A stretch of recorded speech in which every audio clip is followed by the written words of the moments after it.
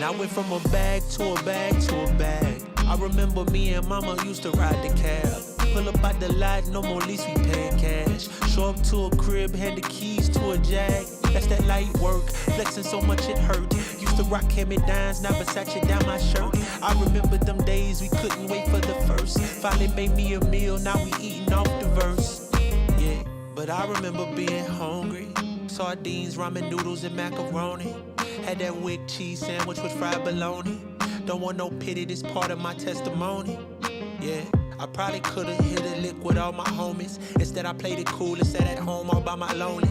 You can go be stupid, I'll be fine with being phony. Cause I seen how that worked out for Seth, Byron, and Joey. Now my brother's serving life in a day. Putting money on his books, gotta pray. Both families still grieving for a loss. Man, this is not a game you wanna play. Cause I went from a bag to a bag to a bag. I remember me and mama used to ride the cab. Pull up out the lot, no more lease, we paying cash. Show up to a crib, hand the keys to a Jag. That's that light work, flexing so much it hurt. Used to rock hand-me-downs, now Versace down my shirt. I remember them days we couldn't wait for the first. Finally made me a meal, now we eating off the verse. Yeah. Tell me what's worse, being hungry or stealing that woman purse. Both of my parents, they suffered a family curse. Now as a father, that got me on high alert. That's how it works, that's how it works.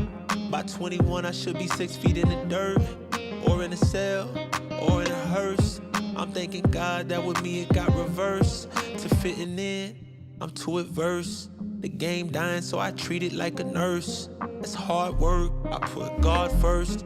Not speaking truth is the way I reimburse. Cause I went from a bag to a bag to a bag. I remember me and mama used to ride the cab. Pull up out the lot, no more lease, we paying cash. Show up to a crib, hand the keys to a Jag. That's that light work, flexing so much it hurt. Used to rock hand-me-downs, now Versace down my shirt. I remember them days we couldn't wait for the first. Finally made me a meal, now we eating off the verse. Yeah, check 1 2 1 2. Hey. What is going on, beautiful people? Beautiful people. Welcome back. It's your boy Blue, back on some more X-Plane 11. This is the TBM 900 by Hotstar, the famous TBM 900, or is it 950? It's 9 something, but it's the TBM, and we'll be flying some FSeconomy today. We actually had a last minute change to the stream, and I do apologize. We were supposed to fly on Pilot Edge today for this flight, but for whatever reason it was crashing to desktop, so we're just gonna do it on VATSIM, or we might just do it offline. So we may try it for the second flight. I don't know if it's a TBM issue, who knows what it is, but I don't have time to fix it, or we will be delayed for another 2 hours. But we're here, guys. Grand Porter, welcome to the stream. Ghost Rider, welcome to the stream. Murphinator, Kool-Aid Jammer, Will Go For Life, what's up, my dude? Murphinator, X-Plane 11, Fun YT, welcome to the stream, my friend. Good to see you. Sammy, what's up, bro? Patrick Salmon, good to see you guys. Thanks for coming through, man. Hanging out with us today for another nice little cross-country flight. Alejandro Garcia, welcome to the stream. Sim Man, what's up, man? Yes, I will be streaming Microsoft Flight Simulator on the 18th of August. Sooner if they'll let me. Nathan, what's up, bro? It is absolutely a beautiful plane. Maxi Monkey, what's up, man? No Pilot Edge today, sorry. I was planning on it, and then again, last minute, just wasn't working. Something always doesn't work. Something always. Big Mungus, what's up, bro? Good to see you, man. Almost missed you. Chugly, welcome to the stream. Jack, was that Jalik? Jake? I'm not sure how to say your name. Welcome to the stream, man. Good to see you, and welcome. So today we have quite a bit of flying to do. Again, as I mentioned, this is our airline, Blue Arrow Charters, also known as Blue Arrow Executive. We'll be flying from November Victor 27 out here in Nevada. This is actually one of our FBOs for FSeconomy. You can come and visit. This is custom scenery that was made by me, and it is free to download on the org, or you could just type in !scenery, and you can get a Google Drive of all the scenery I have ever made for free. So yeah, it's a nice little small airport in the middle of freaking nowhere. It's literally a farm. We've done a stream out here before, but it's been a while. I think last time we came out here was in the PC-12, but now we're in the TBM, and I believe Murphinator, my man, he's flying with Blue Arrow Charters, and he flew this plane to November 27, November Victor 27, and we'll be flying it back. We'll actually be flying 2 different planes today. We'll be flying this one, and then once we get to San Jose, which is where we're going, we're going to switch into the King Air 350 and then continue from there to a couple more FBOs. We'll talk more about that. I don't want to slow us down again. We got about, what, 3 or 4 stops to do today, but it's going to be pretty good. Looking forward to it, my friend. You can see I got our call sign back here, November 116 Bravo. We are logged into VATSIM, and we'll go ahead and get this thing started as long as everything's going good on the stream. It looks to be good right now. Sorry if you hear any like echoing, or not echoing, but like static noise in the background. It's pouring down raining right now here, and you might hear a little bit of that outside the window, so just ignore it. Not really anything I can do about that. Noise cancellation can only do so much. Renee, what's up? Welcome to the stream. Sim and Blue is Microsoft. Wait, what? Microsoft Flight Simulator 2020 is going to stream. Oh no, Microsoft Flight Simulator 2020 is not going to the Steam. Going to Steam. Yeah, it's not going to. So yeah, first flight is going to be in the TBM9, and then the second flight is going to be the King Air 350. Actually, these are 2 of my favorite GA planes to fly. Turbo props. All right, so we are. Let's make sure we get our flight started. We're gonna go up here, go to plugins, FSeconomy. OpenX economy. I'm gonna go to start flight. You're gonna see we're gonna have a lot of stuff here. Maybe we should have 6 passengers who are ready to go to San Jose today. Hopefully we don't have any issues or crashes. Okay, there we go. Start flight. Yep, there goes 6 passengers. We got a logistics pilot, a scientist, corn, and the farmer's wife. I know Murfinator actually delivered the farmer's wife here and her boyfriend, apparently. Ooh. So farmer's wife is ready to go back to San Jose for business. So we will have to see what's going on with that. Sim pilot, that's a yes, sir. All right, so let's see if I remember how to start this thing. Shouldn't be too hard. We'll go to I really was bummed, honestly, that I didn't get to do this flight on Pilot Edge. I really wanted to do this flight on Pilot Edge. All right, let's go ahead and remove the apps, Pedo2, the Wix, statics, and that looks good to me. Well, I guess we could. We'll leave the chocks, and we'll shut the door.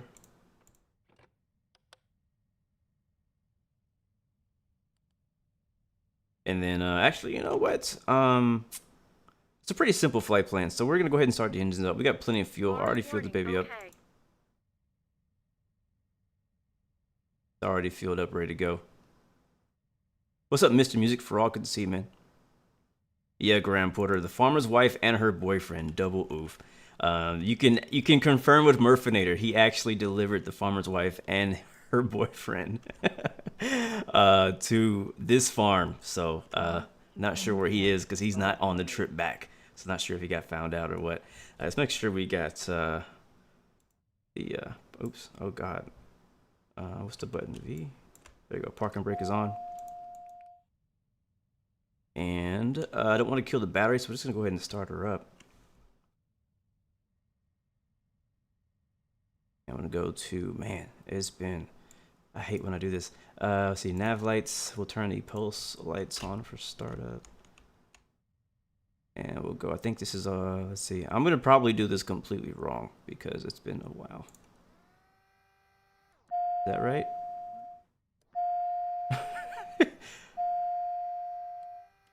All right, we're just gonna go start her on. This doesn't feel like the right procedure. I'm sorry. Let's see if we get a hot start.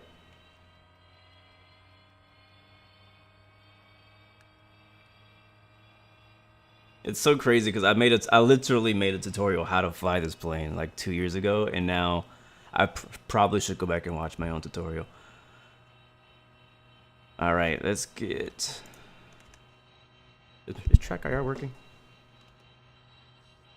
There it is. Speaking of track IR, we got info that Microsoft Flight Simulator now using track IR. Oh boy! Warning: return throttle idle. Do not advise. Oh God.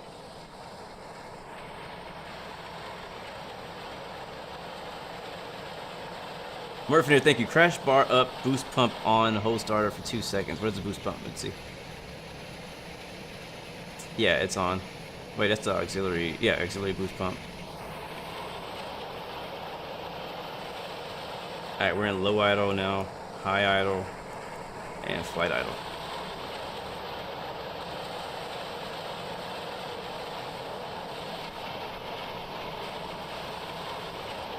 You can tell I haven't been flying the TBM for a while. Alright, we're gonna go in the back and shut the door.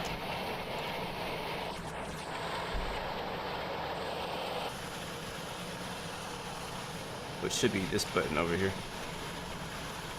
Everybody's loaded up, ready to go. Alright, shut that door. Getting a lot quieter in here now. Alright, Murphinator, I need you to be my co-pilot today, my friend. Hey, yo, man, what's up? Good to see you. Then Jin to main. Alright. Jin to main. Is my... Oh, I gotta do... Oh, no, that's not what I want to do. Oh, you know what? I don't even know if this is working. Oh, boy. Okay. This is why I wanted to do a test flight before we started today. But I didn't get a chance to. I've never flown this plane with this throttle. And apparently it doesn't know what I want to do. So we need to remap some buttons. Alright, so we got our engine throttle 2 does nothing, and then engine throttle 1 does things.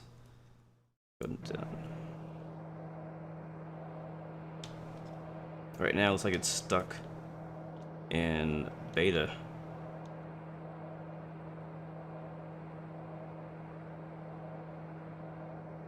Okay. Yeah, I literally wanted to do this before we started, and I got caught up doing other things. So let's try to switch just to throttle 2. And that'll do nothing. Nope, still.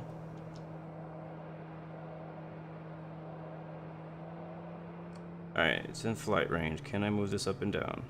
Negative. Wow! Are you serious right now? You are just not gonna let me do any of my controls. Okay, what about the flight controls? No? Oh, you know what? I think I know why. Alright, now let's try it. There we go. Okay. Uh-oh. It doesn't like that. No! No! This is not the way I want to start today's stream. I'm sorry. Okay. Yeah, let's reverse that, I guess. Or no, let's see. Engine 2. I'm gonna kill this TBM. It's gonna die. Alright. Yeah, it's reversed. My throttle is reversed. This is why it is important to test things, guys. Alright, so throttle needs to go to reverse axis. And done. There it is. And then when I hit the reverser, it goes to beta. And it comes back. Alright, guys, this is now a setup tutorial. Welcome. Flaps, that still works. Trim, that works. Everything else works. Okay, now it's fixed. And I'm inside of a roller. Holy crap. Alright, what did we break? If you were feeling hot, start up the engine. Okay, we weren't done. We weren't done. Alright, let's check it out. So, sheesh.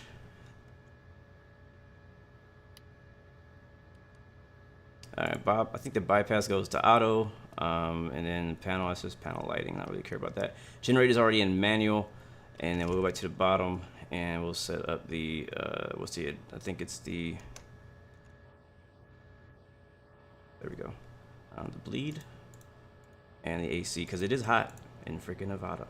I bet you it's hot as heck. I'll check the weather here in a second. Alright, bleeds are on. I'll turn on the inertial separator. And that's really all we need. We could turn on the pitos, but I don't think we need it. And windshield, we don't need that either. It's not icy at all. We don't need any anti-ice. Alright, now, flight plan.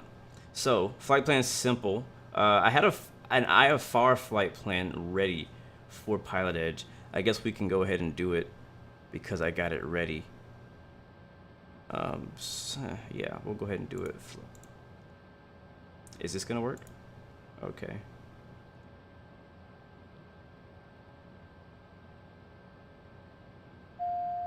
$350 at GCN. Yeah, I'm actually no, I'm actually be flying Aviation 360, I'm actually going to alias the C90 as a 350. And we flying that from San Jose. Alright, I'm having an issue now where these buttons are not working. Worst case scenario, we're just going to skip this flight and go straight to King Air. Huh, what did I do wrong? What have Javon, good to see you, man. Welcome to stream. Ramon, I do also love the TBM, but just not right now. Fuel selected to auto. I think we already did that. Did I? Yeah, it's on auto. Yeah, it's on auto. It's good. Thanks for the reminder, though, Murphinator. Appreciate that, man. I know what's happening. Infinite Captain for 5-1. Yeah, if I can't fly at Murphinator, I might need you to fly it later. I can leave the assignments for you. I'm having a problem. Again, I haven't flown TBM in X-Plane since Vulcan, and it's been a while. So I don't know if I need to like restart the TBM, or the avionics are on. I just don't know why this is not working. Let's see if I click. Okay, so these are working on the little pop-up thingy. Yeah, that's working. Man, I love this plane. Look at all this systems and stuff they got in here. Tell you, man, TBM is still, no matter whether this flight works out or not, the TBM is absolutely the best GA plane on X-Plane currently. All right, let's get rid of that. How do I get rid of that? There we go. I should be able to click on flight plan down here, and it should pop up on my screen flight plan, but that is not working at the moment. But if I go to this first screen over here, I can do it on this one. And you know what? Screw it. Because of all the difficulties we're having, we're just going to do direct to San Jose. We're not going to file IFR or anything. We're just going to go straight to this is San Jose. Kilo Sierra. It's just one of those days, I guess. One of those days. ASJC. Alright, take me straight there. I don't want to go anywhere else. Alright, PFD, I'm going to set the wind to option 2. That's already set up. Our barrow, no, not that. Transponder to alt. And then let's make sure we're tracking, yeah, GPS. That looks good. Alright, cool. So, let's see. I have a bad feeling about this flight. I'm going to be honest with you. I actually have a bad feeling about this flight. Okay, there we go. We're center. All right, flaps are down. Confirm. Put the headphones on. A little bit more quiet in here. And we'll turn on the taxi lights. We'll turn on the line of lights because we're going straight out of here. It's going to be very windy. And we'll go ahead and line up on a runway. And I think, yeah, here we go. Go. Oh, Nathan, that could be it, bro. I might have the GTN 750 open in the background. I'll check that out here in just a second once we get on the runway. That was a dope, Murphinator. I'm glad you watched the video. So, we're gonna, again, I'm sorry. Had a little bit of an issue with the throttle, but it's working now. I love coming back to this airport. I love this area. I love the mountains in the background. This little farm looks nice.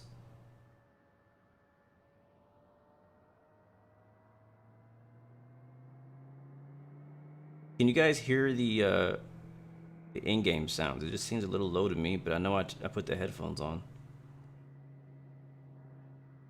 We're also using Track IR again today. Javon, we are in Nevada. A little place called Circle El Ranch, Nevada. Place that I had never heard of until we bought this FBO property on FSeconomy. And there's actually some autogen buildings from, I think, Orbix, Northern California, because we're right on the border of Nevada and California. So I think there's some autogen coming in from Orbix that's not supposed to be here at this airport, but it's okay. All right, so it's actually not that windy. It's actually known to be very windy. I'm not sure. I mean, a lot of you guys probably never flown here, but if you ever do decide to fly out here, very often it is very windy out here in Circle El Ranch. All right, I'm going to put the parking brake on. I'm going to make sure our GTN is turned off because that could be it. We will need it for the second flight, but not for the first one. Where is... There it is, GTN 750. Yeah, it's off. It's not on. But I don't know. We don't need it. I guess we have everything here. I think. Yeah, we have everything here.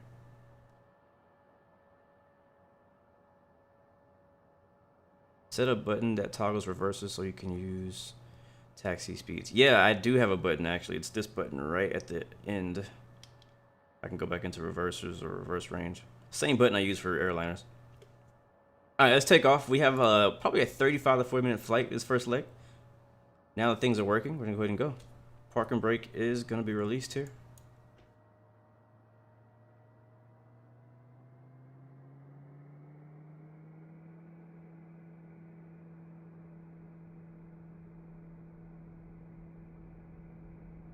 Gotta watch it ITT.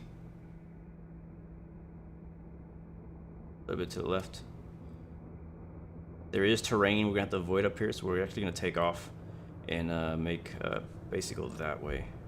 No, you can't see which way I'm pointing, but all right, here we go.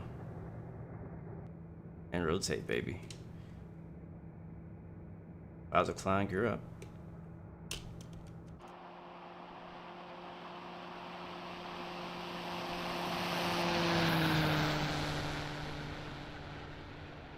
And flaps up.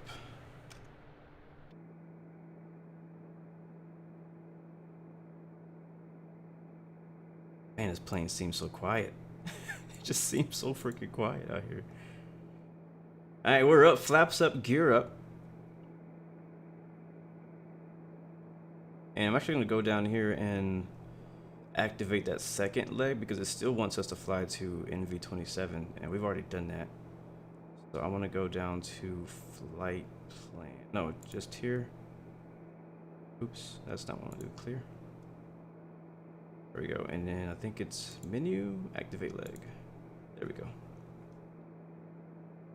So what I actually need to do on the way out of here, you see this mountain range right here. So where we're going is actually straight that way. And these mountains are like, what, 8,000, something like that, 8,000 feet high. So what I usually do whenever I depart out of this airport is I head north. I go around this mountain range. It depends on what plane I'm in. Like in this TBM, we're already killing it. Like we're already really high. We could probably go straight over it if we want to. But what I'll do is just go around where it kind of gets lower as we climb and gain some altitude. And then we'll continue to the west from there. I still don't know why this center screen is not working out for us. Let's go ahead and turn off the inertial separator. And it will watch the torque. That's gonna raise and peak here in just a second. There it goes, 84. Gonna go up quite a bit actually. 86, I think we're okay. I don't have my power set too high.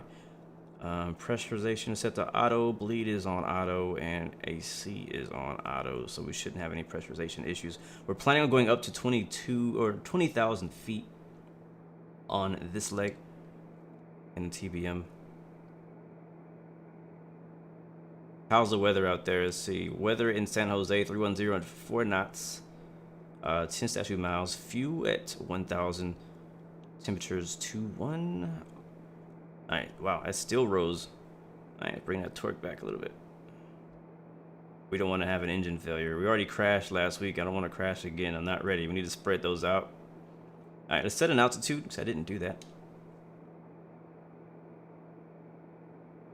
There's 20,000. And the local altimeter, let's see what that is.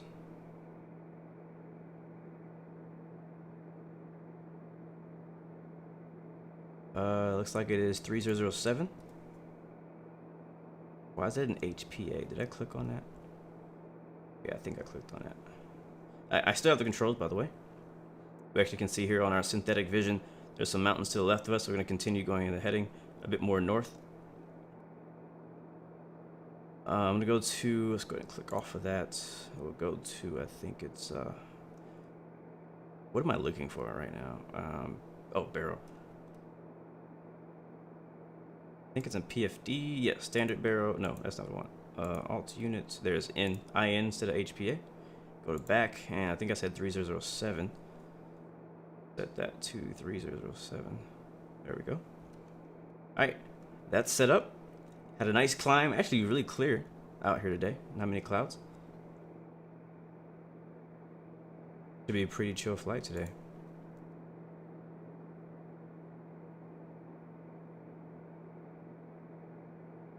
What up, Patrick Salmon?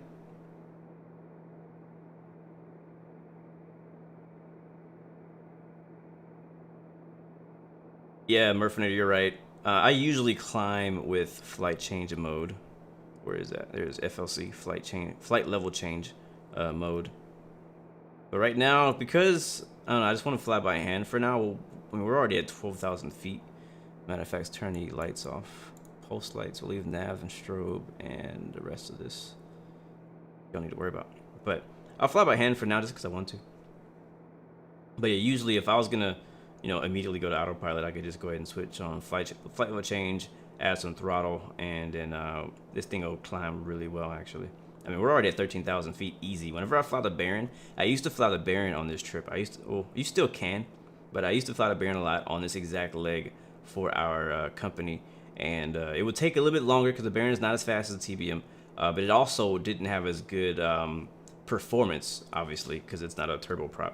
But it would be a struggle to get the aircraft around these mountains. That's why I always go around them instead of over them. But right now we're at 13, going on 14,000 feet, climbing about 1,900 feet per minute. And it's been pretty easy, been pretty smooth. Like, I can't complain at all. But yeah, right now we're going direct to SJC. I had a IFR flight plan that kind of took us towards the north. But again, I was planning on flying on Pilot Edge today, which again, I'm pretty bummed that I couldn't. We'll try to fly again tomorrow. I'll figure out what the issue was. It could have been particularly the TBM, because I did a Pilot Edge flight yesterday and I didn't have any problem with it, but it was in a different plane. So it could have been something I was using. Who knows what it was. Patrick, my day's going pretty good so far. I mean, I can't complain at all. At all. Darpy, what's up, my friend? Welcome to the stream. Thank you for the follow. Again, guys, we're not on Pilot Edge, sadly. We're on the VATSIM network. Obviously, there's no ATC out here because we're in the middle of nowhere. But again, I was planning on following the IFR. So what I wanted to do, and this is something I want to do more often on Pilot Edge, because this is kind of the majority of my flights. The majority of my flights that I do for FSeconomy are non-towered airports to like towered airports. Like today we're taking off in an airport. It's like in the middle of nowhere. There's no tower. There's no ATC out here. And then we take off. We can pick up IFR clearance on the ground from the phone, or we could pick it up in the air with like Center or somebody like that, or approach. And then head out to San Jose. And in San Jose is a class Charlie, so we would have had ATC there. But I wanted to practice that concept of taking off from a non-towered and landing at a towered in IFR. I've done it in VFR before many times, but IFR, I don't know. Sometimes I feel like I'm not as comfortable doing that. Darp, what's up, man? You've been watching all of my YouTube videos up to the Cat 9, which is where you are now. Amazing, bro. Appreciate that, bro. I'm really glad that that's been helping you guys out. I remember when I did them, I had a lot of fun doing the cat ratings on Pilot Edge. If you guys don't know what the cat ratings are, it's basically a little like VFR training program that they do on Pilot Edge to help you get comfortable with using radios to do VFR flight. And before doing it, for me, before I did those cat ratings, I didn't know barely anything. Like I had the typical knowledge that I think most flight simmers have. They know enough radio calls to do an IFR flight on VATSIM from point A to point B in a 737. But when it comes to VFR, you just kind of have no idea. Like the other day, and this is no offense to him, but it's just kind of like how it is. Like there's a journey. You learn as you go. And there's a guy, I know that he flies a lot of airliners, all types, 787s, all the big boys. And then he was trying to do pattern work at a towered airfield on VATSIM, but he didn't even know how to do a regular pattern. And it just surprises me, I guess. It doesn't surprise me, I shouldn't say, but it's crazy because in the real world, if you were to be a real pilot, if you were to fly a 787, if you were a pilot who flew a 787 in real world, you would know what the heck a pattern was and how to fly a pattern. Doesn't matter how long it's been since you've flown the Cessna 172, you would know how to do it. But in real world, you always start with the small plane. You start with the Cessna 172, 152, a Cirrus, or Cirrus, however they say it. Baron, oh no, you wouldn't probably start with the Baron because it's a twin engine. Pipers. I mean, you start there. The first thing you learn is how to do touch and goes, how to do pattern work, how to talk on Unicom, how to talk to a tower at airspace to do VFR in your local area. You know what I mean? And so it's just backwards in the flight sim community, and that's why I like doing that cat ratings because it teaches you all the stuff that you didn't know. Because before then I knew nothing. So here's 20,000 now, and honestly, it looks like we might need to get higher. Look at those mountains right ahead of us.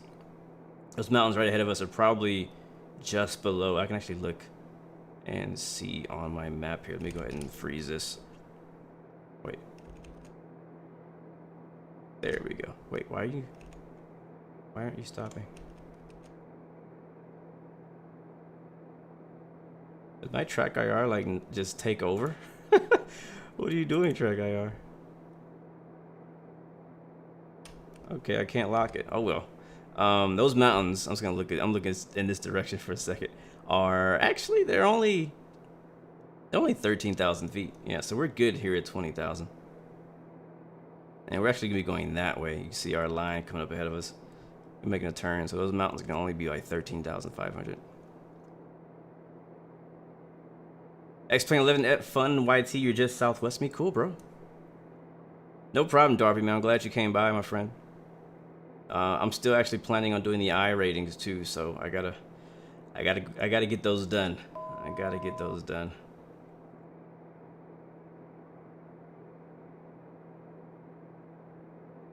Graham, what exam are you talking about, bro? Should you be studying right now? Let's go ahead and get some music going since we are now basically cruising. I'm still not on autopilot though. Let's do that. All right, let's go to yaw damper. We should turn that on already. Where's the yaw damper? Yaw damper on, nav mode, and autopilot. There it is. I no longer have the controls. We're flying directly to San Jose. And we actually can give it to a lot more throttle now. Let's see. Oh, why are you descending on me? Oh no. What is this thing doing? No, what are you doing? Where are you going? Where are you going? Where are you going? Like, where are you trying to go? I have 20,000 feet set. Where are you descending down to? What is your problem? My trim is all jacked up now too. Alright, let me do altitude select. Can I click on it? Alright, here we go. Altitude select. Alright, autopilot's coming back on. Nav mode is back on. And now I'm gonna roll that up to 20,000 and let the aircraft climb for us.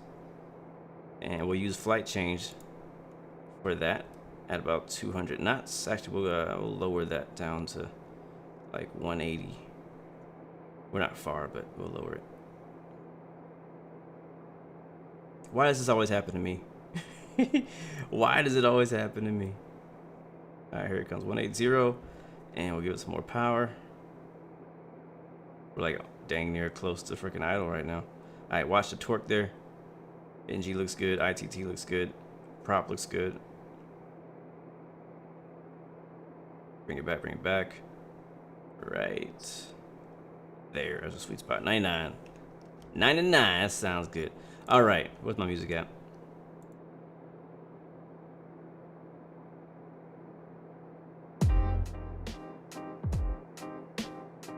No, I didn't want to play that song. I said shuffle. Oh, it's not on shuffle. Alright, there it is. Alright guys, hands are off. How are you doing?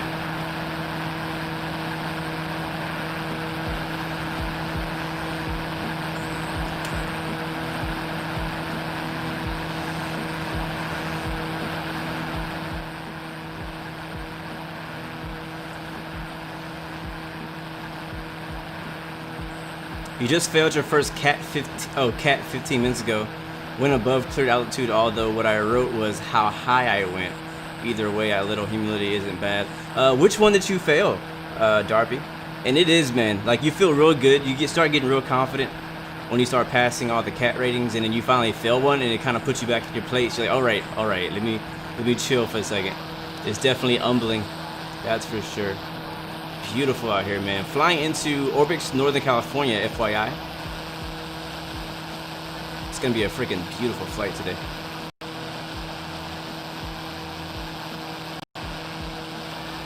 Wait, Joel, hey, what are you talking about, bro? Tell me, what are you talking about? What is this? NDA being lifted tomorrow for content creator with permission from Mark. No, hold on. Hold on. Bring it back. Bring it back. Let's talk about it because I'm a content creator. And I would love my NDA to be lifted tomorrow as well. Because if so, man, I'll tell you, the sooner the NDA lifts, I will be streaming that thing tomorrow. Esta mañana.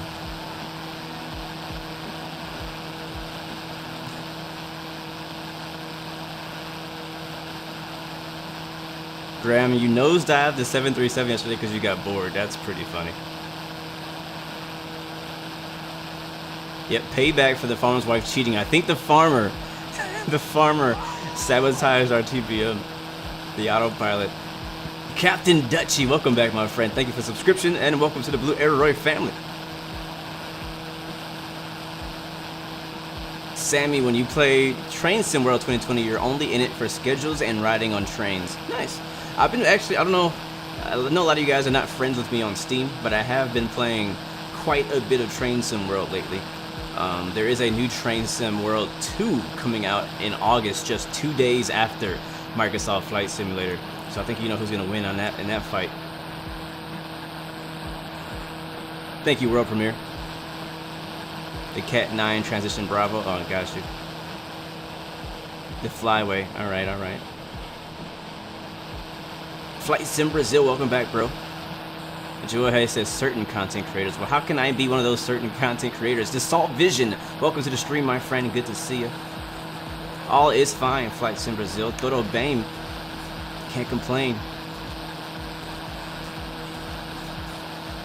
Murfinator, where is the AP in the C550? I think it might be in the Coronado menu. Michael Washington, yo, what's up? Welcome to the stream, bro. What's happening?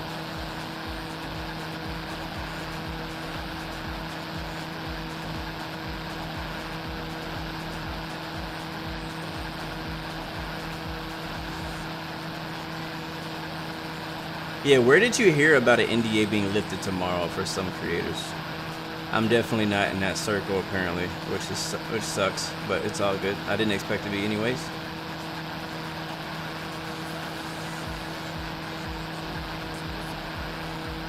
But I will look into it.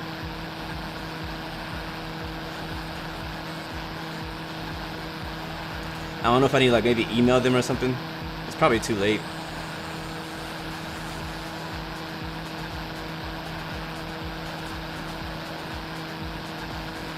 Speedy Papa, what's up, man? Welcome to the stream, bro.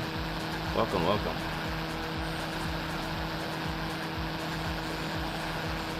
Alright, so guys, we are cruising at 20,000 feet in the TBM 900. We're actually going to go ahead and switch to standard baro 2992. Just skimming over these beautiful mountains out here.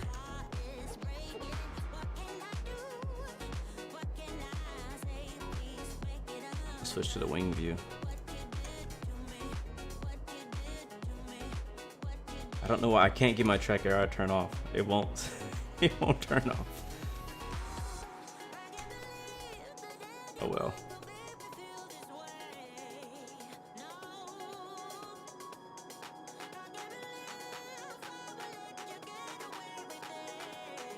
Patrick, since when do they serve food on planes this small? Since you started flying Blue Arrow Executive. They do serve food on the small private planes. It's not like the same type of thing like they do with airliners. They don't do like a whole thing, but they do actually have food and drinks and all kinds of stuff on board for passengers on these planes. These planes also do just as long of flights as airliners do. Might not see me doing a 2-3 hour long flight on a live stream, but trust me, in real life, these TBMs will go for 3-4 hours. Look at those mountains down there, wow.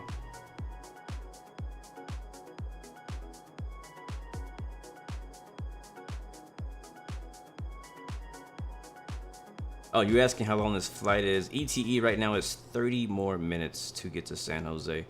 at our current speed. Let's go ahead and check on our speed, because we can definitely give it a little bit more power here.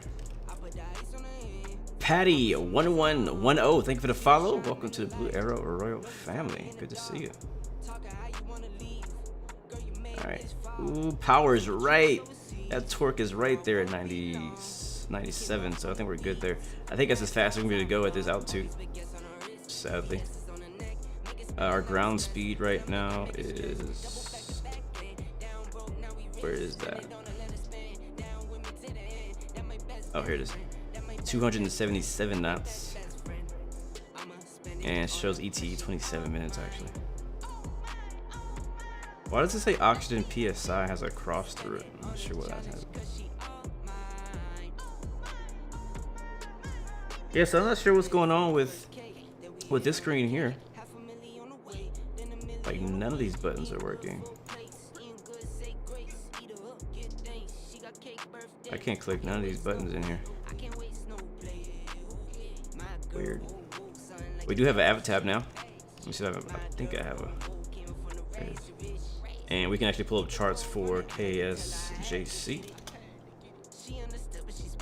as well as the frequencies down here. We're probably going to take runway 30 left. No arrival, just an approach. Yeah, we'll land north. 30 left here. And then approach. ILS 30 left. We'll probably just do visual, but we'll have the ILS on standby if we need it. If it gets too cloudy. It did have some low clouds out there, but it shouldn't be too bad. Didn't have a problem. I'm just gonna go over here to maps, and then we can zoom out and see where we're at. I'm not sure what this mountain range is called that we're flying over, but it is gorgeous. Leave it there. Oh, Avio, that's what it is. So this is a good thing we didn't climb too high, I guess. The oxygen tank is apparently empty. Probably need to go ahead and fix that after our flight's over.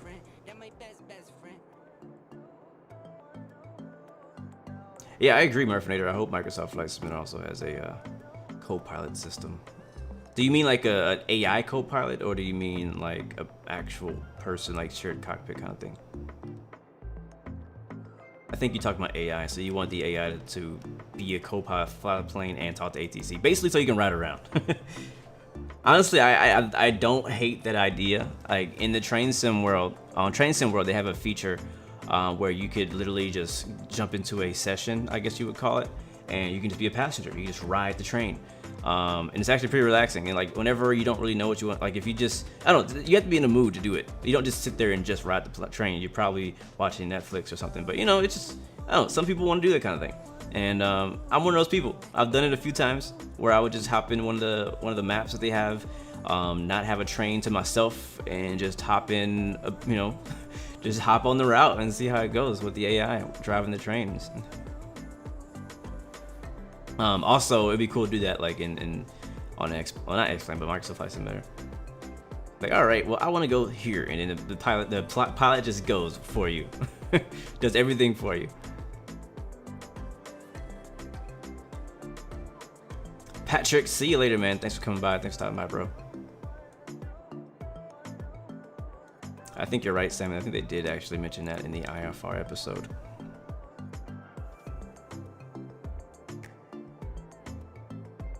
So again, guys, if you just joined us, we just took off out of a very small airfield on a farm.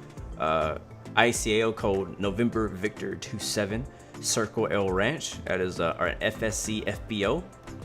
We've had it for a while now, and we are headed to San Jose for our first leg. After that, we'll drop those passengers off.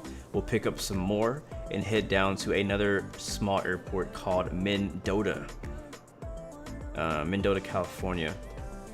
The code for that one is Mike 90. I also have custom scenery that I made for that one. So I made a lot of custom scenery for like a lot of small airports, because when I got into FSeconomy, the cool thing about FSeconomy and all the different economy type of apps that you can get and add-ons you can get is that they kind of get you to fly places that you wouldn't usually fly to. But with FSeconomy, you tend to fly to a lot of small airports that you would never even heard of, a lot of 3-digit airports.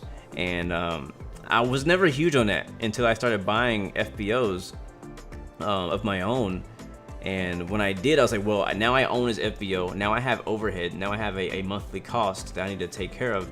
I might as well make this flight more enjoyable to fly to. So instead of flying to the default dirt strip that X-Plane puts there because nobody's made scenery for it, I decided to go ahead and make some pretty nice, you know, ortho scenery and all that kind of stuff, and nice texturing and all that stuff for the airports that we fly to a lot. So that way I can, you know, do more flights, because honestly, FSeconomy can be a grind.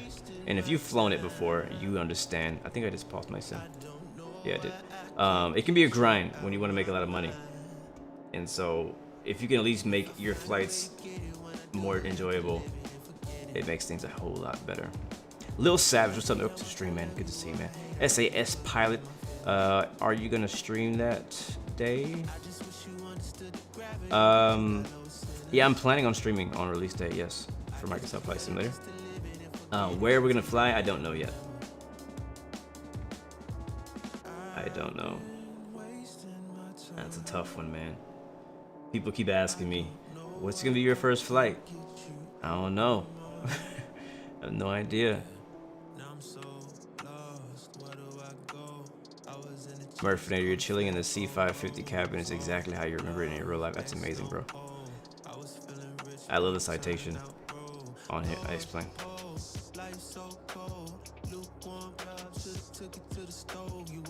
Love it, man.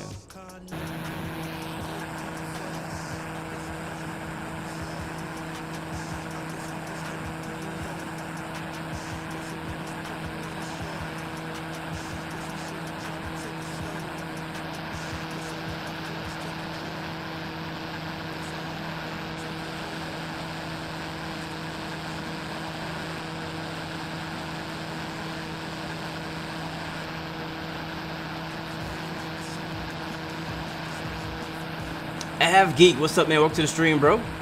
Welcome.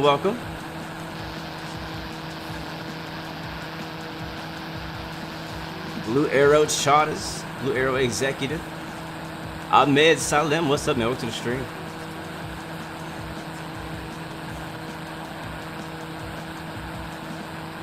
I wonder how difficult it's gonna be for me to convert this livery for Microsoft Flight Simulator. And yes, Aviation 360, I am on Project Fly. I actually downloaded Sim Toolkit last night for the first time, or was it this morning? I think it was last night. And I'm just testing it out. I've only done one flight so far. Not sure how I feel about it yet. It has a lot of features that Project Fly doesn't have. But I don't know, it has its pros and its cons. I'm still trying to figure out if I like it or not. Yeah, I noticed that Aviation 360, all of my pictures of all my aircraft are gone on Project Fly. Every single one of them.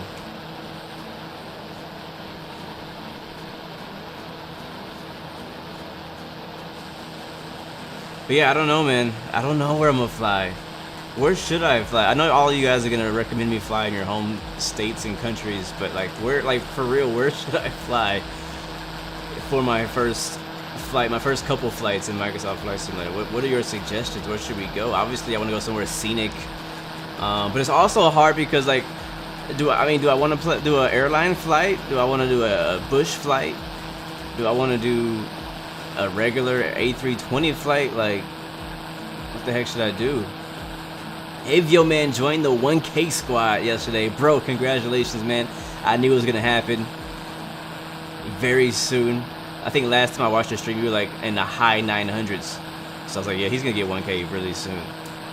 So congrats, man. That's a huge deal. Seriously, I remember when I hit 1K, I was surprised, but also excited because, you know, it's hard. It's hard starting a new YouTube channel. Not everybody just gets traction. You know what I mean? It's hard getting traction on YouTube. It's very tough in the beginning. You start out with no viewers, no followers, no subscribers, no nothing, and then you just gotta hope that people come through and find you somehow. So it's good. I'm glad. I'm happy for you, bro.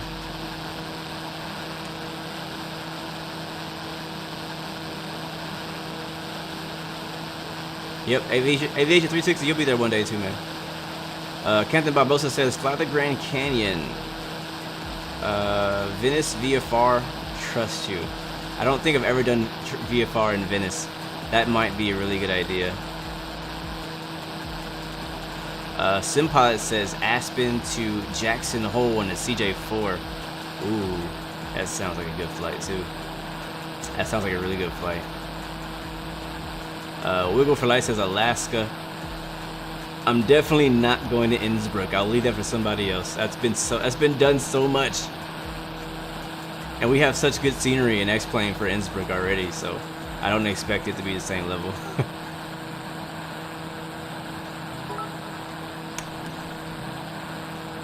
Who was that? Browning, what's up, bro? Thank you for the cheers, my friend.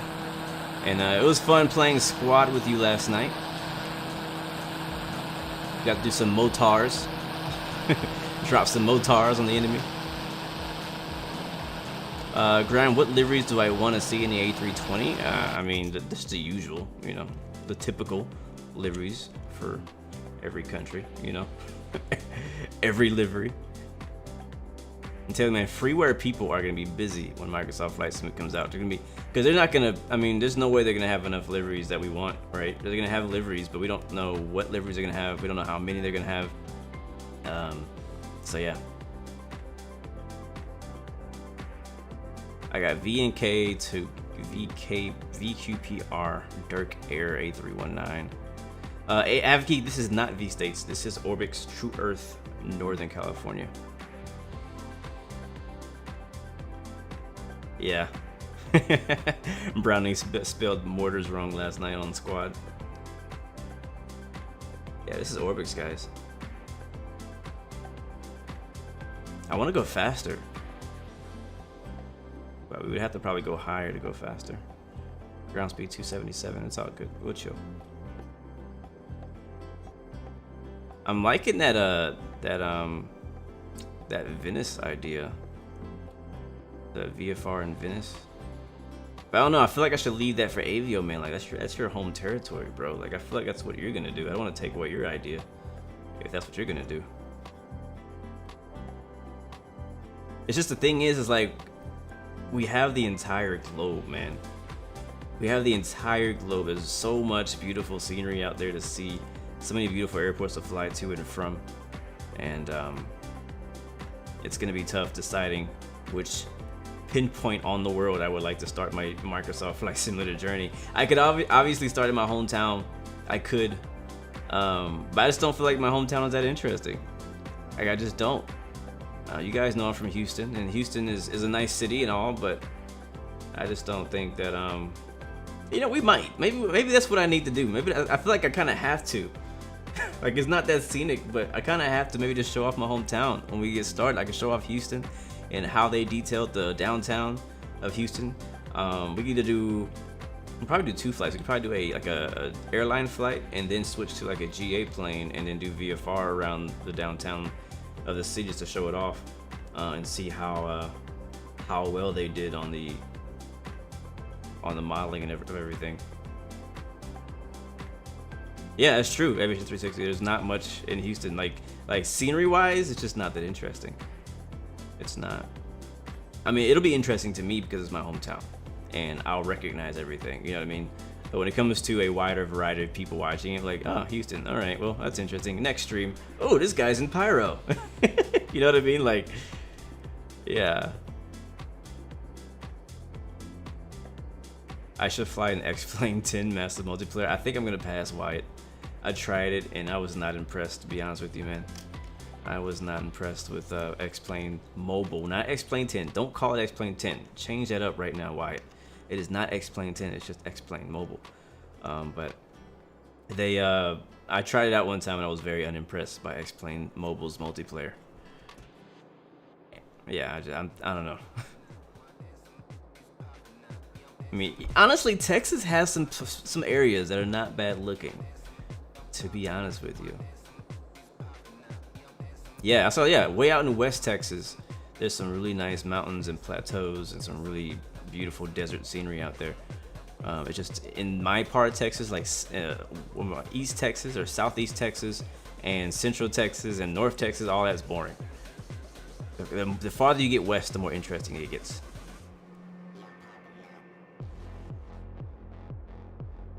Graham, I do want to do that. I do want to do that. I actually do really want to do that. Huh. We should plan something like that. I'm not sure. Man, I gotta really plan that out and think about that, because I've been wanting to do a world tour for a long time.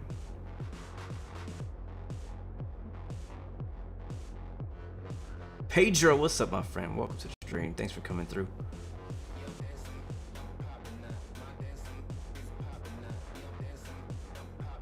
You live in Iowa? Nice. Yeah, I've been thinking about doing a world tour. I was reading through the comments. Thinking about doing a world tour, but I just don't want to do a typical, like, you could easily do a world tour and just hop in a 787 or a long haul wide body jet and do it in like 3 hops. Maybe 4, maybe 5, you know? But how interesting would that be? You wouldn't actually see anything, right? But the way I want to do a world tour is going to be a lot more time intensive, I guess I should say. Ollie Head, what's up, my friend? Welcome to the stream, bro. You have a list of 20 flights to do a Microsoft Flight Simulator? Nice. There's a lot of good flights to do. Honestly, a lot of the good flights that you can do a Microsoft Flight Simulator, you could also do on X-Plane right now if you have the scenery for the areas. It'll just be by default in Microsoft Flight Simulator. But back to the world tour idea, I really want to do it. I really want to do it. And again, if I do a world tour, it will not be, trust me, it will not just be me in a freaking 737 or 787 doing long haul hops. Like, that's not a world tour. It's not. A world tour, in my opinion, would be taking a GA plane, like a Cessna 172, a Piper, maybe something as big as a King Air even. Probably the biggest I would go. Maybe a Citation. Nah, the biggest I would go is like a King Air, a prop, right? And take that around the world. That's a freaking world tour. That's a freaking world tour. Now you could probably mix in some airlines in there for some of the longer legs to make them shorter. Grandport says 1 week in every continent. Oh look, we have traffic off our left. Is that a person? I just happened to see a plane flying by. Do you guys see that? Here he comes. What are you doing down 20,000 feet? 21,000 probably. That's a good idea actually, Graham. 1 week in every continent. That's an idea.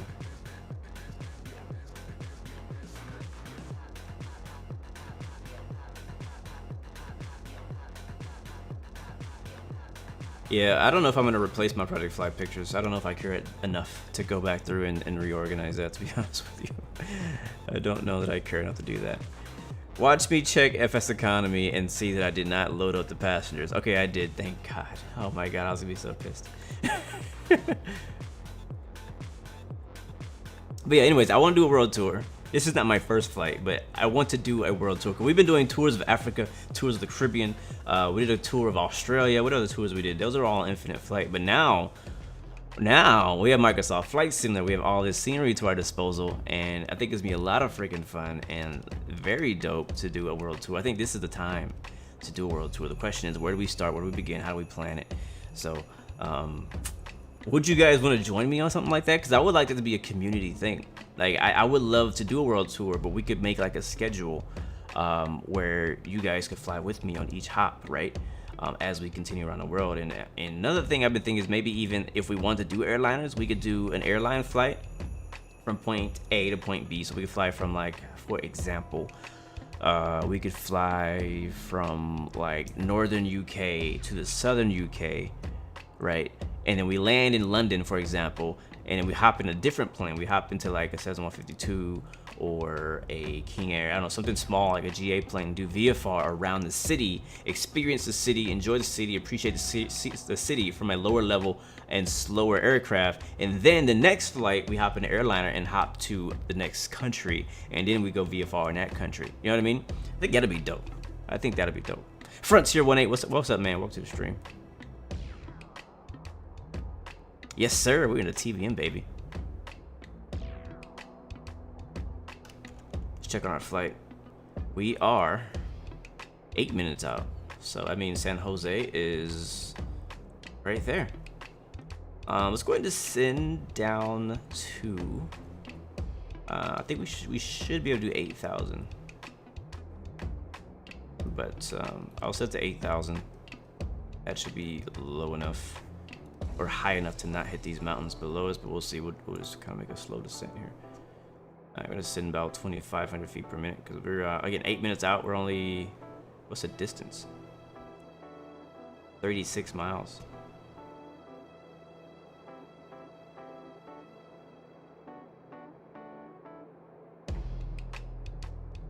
I mean, honestly, even a world tour and a TBM would be pretty cool too. But I don't know. I feel like I wouldn't be able to personally be able to dedicate myself to doing a world tour in just one plane. I don't know. I don't know if I could do that. Engine is producing too much power. Oh yeah, we're over torquing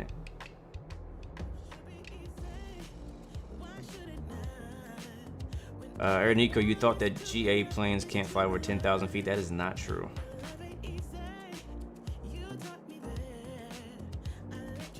Microsoft just released a screening.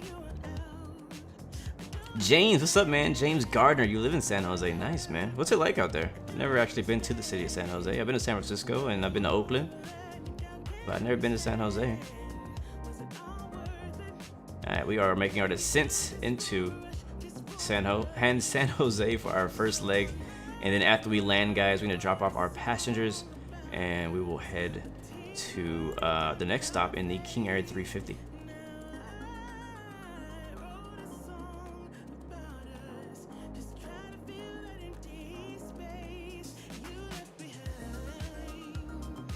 And I guess we need to repair the oxygen or refill the oxygen tank in San Jose too. I'll leave that for Murphinator. You can do that for your next trip. Make sure you refill that oxygen tank for us. The beauty of having more than just one pilot.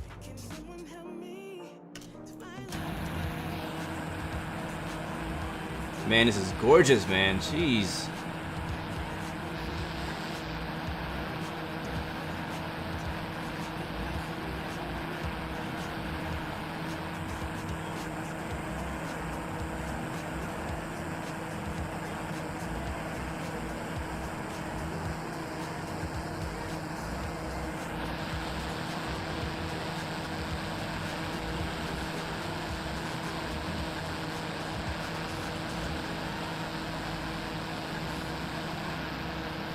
Anybody in chat have you received the closed beta invitation yet?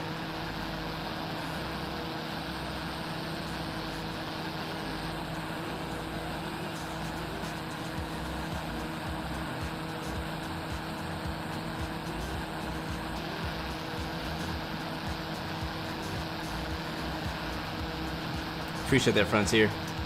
Yeah, I like this livery. It's basically just a recolor of one of the default liveries that come with the plane.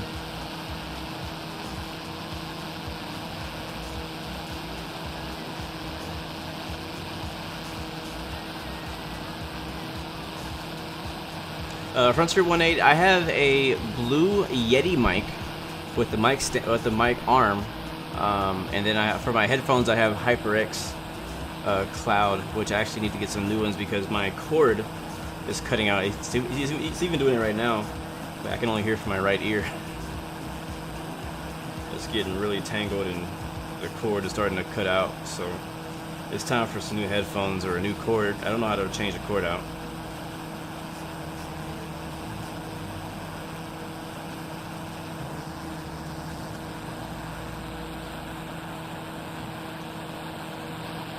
Gotcha, Graham.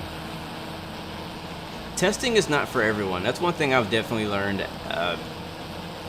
Testing things is that there's bugs, there's things that are going to piss you off, but some people just are not ready, or I should say not ready, but it's just not something that they would enjoy to be a part of, you know what I mean? There's going to be crashes to desktops, there's going to be loss of progress, there's going to be long flights that you set up to do and it crashes on you, you know what I mean? This stuff is going to happen when you test things. So yeah, let's go ahead and get our speed back because we're below 10K and we're too fast.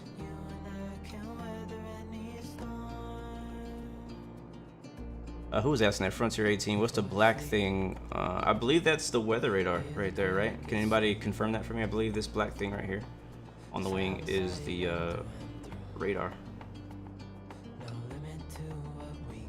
Or something similar to a radar. I remember Steve-O, he flies these in real life. I remember he actually explained exactly what that did, and that was a while ago. Because I always wanted the same thing. That's one way that I can tell what this plane is by that unique piece of the plane right there. Alright, airport is off our nose. I see downtown San Jose. We're at 7,000 feet. I'm actually gonna kill the autopilot now, and we'll just go ahead and have some fun and fly it in. Again, we're not on Pilot Edge. I think the Twitch title still says Pilot Edge. I haven't changed it yet, but we're not on Pilot Edge because I had an issue with it crashing to desktop earlier, so we went ahead and just jumped on VATSIM.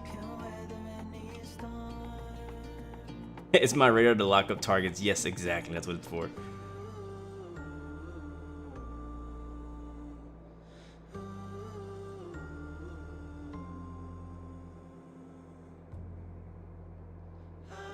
Graham, for real? I didn't catch that. Alright, Chugley says, yeah, it's a weather radar. Dope. Graham says in one of the flight discovery videos, it showed a developer sim crashing in the background, and he looked angry. I don't remember seeing that. Alright, can somebody give me the weather for San Jose, please? And I'm actually gonna go ahead and kill the music here, and we get ready to land in San Jose. We are a bit high. We're gonna go down here south of downtown. I'll tell you, man, this is a beautiful approach whenever you do it at night. So my throttles are almost back to idle as we're just sitting. I'm gonna keep kind of turning down here to the south a bit as we get our speed down, or our speed and our altitude down. Our speed at 215, altitude is 5,000.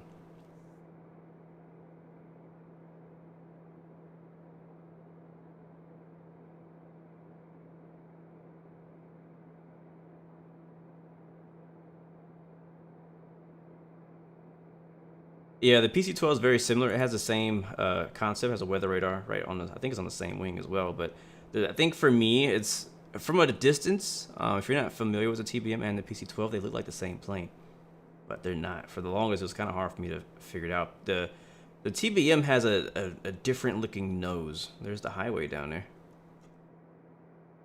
Not sure which highway that is, but has a different looking nose. The nose looks a bit more square.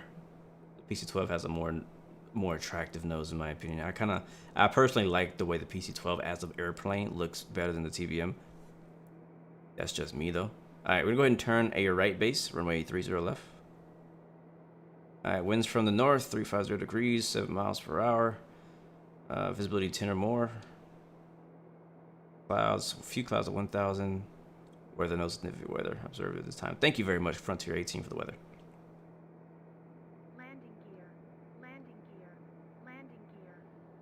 So this right here is why I like track IR. Look how I'm moving my head. I'm trying to adjust for my surroundings. Because usually when you just have one view, you'd have to use your mouse, take your hand off the throttle or off whatever your controls are to move the mouse around and look around. But I like that. This is why I like track IR, so I can look around. I can see over my left wing, see over my right wing, move my head down. I can see downtown's right there. We actually went wide. If I only had one forward view, I wouldn't even know if we were wide until we got all the way turned back around. All right, so we are now slow enough for flaps, but we're gonna go try to get adjusted a bit better over the highway. And so when I found out that Microsoft Flight Simulator was going to have track IR, I was super happy. I was like, yes, we need this so bad. A lot of people, I know a lot of people don't use track IR, but a lot of people out there who do use it understand once you go track IR, it is very hard to go back. I know you see me do a lot of streams where I don't use it, but that's because I have a lot of views set up to allow me to look left and right like this. Like I have a preset view for left, preset view for right. That's one way to kind of get around it. So one thing I love about the 30 left approach is it brings you right over top of downtown San Jose. Here comes 126 knots. Gonna give it a little bit of power. We'll go ahead and put the gear out. That's gonna give us some drag too, so I'll bring speed back as well. And we'll turn the land lights on and the post lights on. Airfield is in sight. Bring that power back. We're a bit fast now. What if infinite flight got track IR? I'm not sure how that would work at all. Alright, we're at flight idle now, right over the city. Should be passing a stadium or like a something like that on the left. Might bring in some flaps. There's a stadium right there. Something center, SAP center. All right, I see a little high. I see 3 whites and 1 red.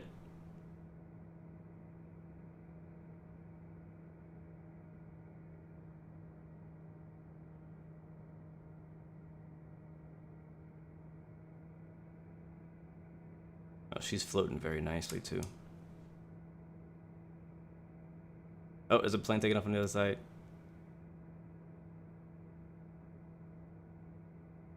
Approaching minimums.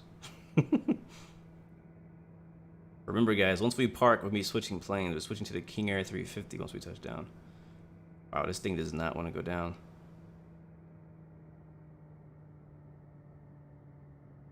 Airspeed.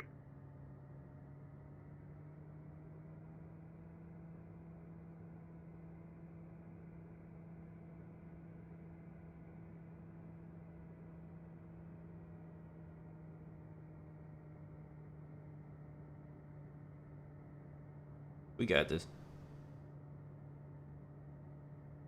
Getting Oh, slow.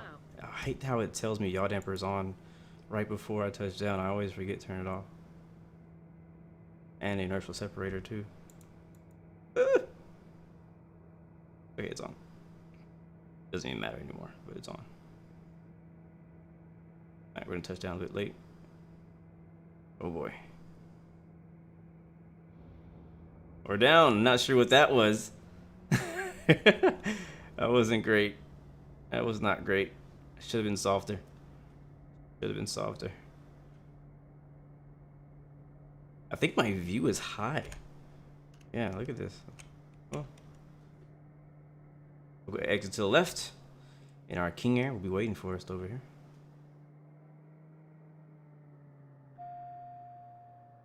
Alright, so I'm going to go into, as you said, taxi range, which is where I am right now.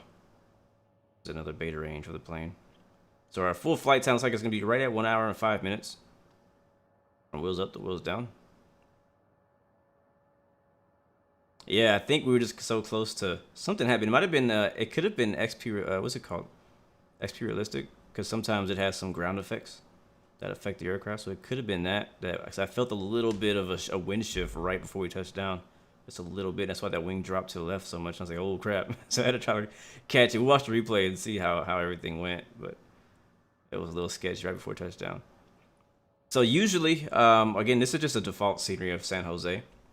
So whenever I come out here, I usually just kind of park it in front of one of these hangars because there's not really anything out here. There's also an FBO over there by the tower.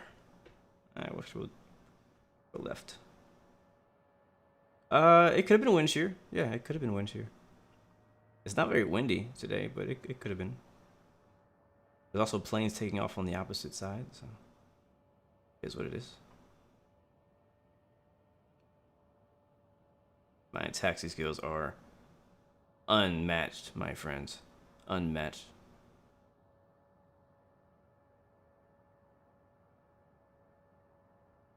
For real, like you saw me holding the nose up for the TBM and I was like, are you gonna descend? Like we were right above stall with full flaps and I was like, huh. So I was trying to lose altitude and it didn't start losing altitude until the lady started yelling airspeed, airspeed. And I was like, okay. All right, here we go. Park and brake sets. And we'll shut her off. Actually, before we shut her off, we need to turn off what, inertial separator, the AC, and the bleed. And there we go. And then we need to turn everything else off because it will remember. I think it does remember how you leave everything. Ignition. Does that stay on auto? I think it stays on auto. Yeah, that looks good to me. Turn these off. And replay mode. Oh, actually, before we replay mode, finish flight. So many times I've done this where I would forget. Because if you go in the replay mode with FSeconomy client open, you don't finish the flight, it'll cancel it because it thinks that you're like moving the plane around and stuff. Like it thinks you're cheating. So you gotta be careful with that. All right, now we're ready for replay mode. Let's see how we did. Because from the inside, I couldn't really tell what really happened. All right, here we go.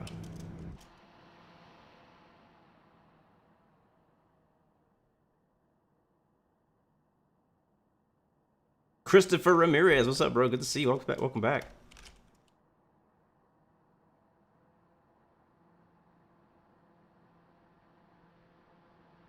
In a half an hour, you're gonna meet your instructor, bro. I'm super excited for you, man.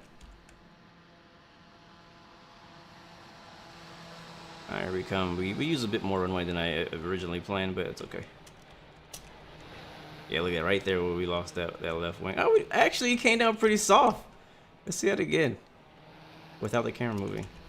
You'll see us rock the wings. Got a little Oshkosh in us just now. Speaking of Oshkosh, Oshkosh had a VATSIM event as well. I think yesterday. I didn't attend, but it looked legit. Yeah, we came down a bit firm. We came down a bit firm. There's not a lot of wing flex in this plane, so you don't really see us absorb the runway, but we came down a bit firm. I'll tell you that much. Let's see how we did. Our landing vertical speed was actually 295, so that's actually unacceptable for a small plane like this, in my opinion. Let's watch it from the belly cam. Wait, do I have a belly cam? I think I have a belly cam. I don't.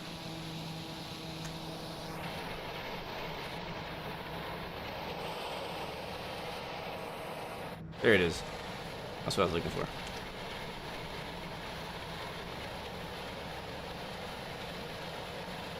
Yeah, we came down basically on all threes, and I was surprised. And so I tried to bring the nose up, but I was too late basically to try to flare.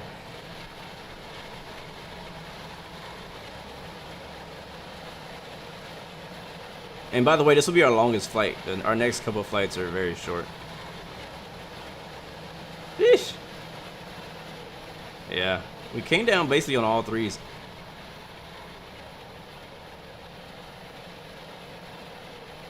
Who's Fathin? Who's Fat in? I'm sorry, I can't say your name. I don't know how to pronounce it. But welcome to the stream. Hello, welcome, my friend. All right, guys, we got another flight to do. That was the replay for that leg. Now we're actually gonna go ahead and leave this plane here. We've already delivered our passengers. Let's see how much money we made on that trip. Not much, honestly. I'm not expecting to make much money on that one. But Murphinator, if you want to fly a TBM or anybody else wants to fly a TBM, all of our planes right now are restricted to only being flown by active members. So if you're not a member of Blue Arrow Charters, you will not be able to rent our aircraft. Where's my King Air? There she is. Hello, beautiful. I want to load up at KSJC. And we'll start where we left off, which is over here somewhere. Atlantic Aviation FBO. Confirm. And I'll get that going. Start new flight. Next flight is from San Jose to Mike 90, M90. Another FBO of ours, and that I also made custom scenery for. It's actually pretty nice. Pretty proud of the scenery at this airport. I'm waiting for Orbix. Orbix announced like months ago that they were working on San Jose, which is one of the reasons that I based my airline out of San Jose. Like all of our flights are leaving, not all of them, but all of our flights in Northern California, our northern operations are based out of San Jose, going to Modesto, where we just left from, Circuit El Ranch, Mendota. There's a bunch of airports that we own. Why is my track IR like refusing to turn off? Oh well. Here she is. Here she is. All aboard. Let me get those doors opened. And GPU. Beautiful. Beautiful. I love this plane. But yeah, Obrix is supposed to release a scenery for it. I think San Jose already has scenery in P3D, but it doesn't have an Onyx plane. So waiting for that. Not really waiting anymore, but I was waiting for that. Next flight's going to M90, also known as Quebec 84 on FSeconomy, and then we'll be stopping at El Rico Corcoran Ranch as well, another farm that we own. So that'll be interesting.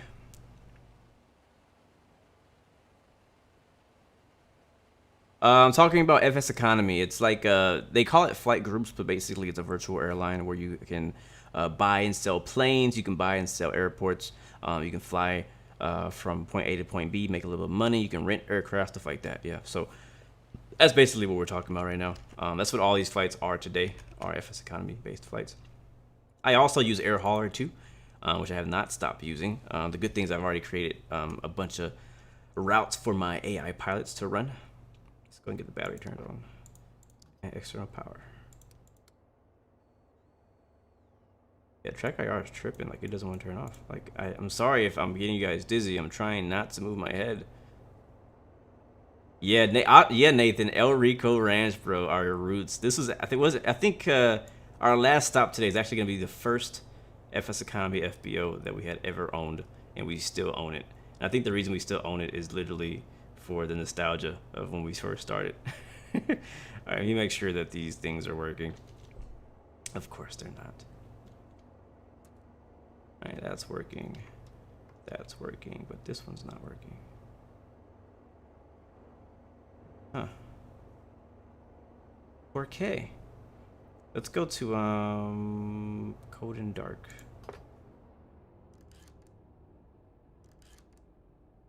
Working? Okay. Flight controls are working. I had an issue earlier where I don't know what it is. I don't know what it is, but for some reason some of the controls were not working for me, so I just gotta make sure they're working now. They seem to be. That one's working. That one's working. That one's working. And come on. Ah, what is your problem?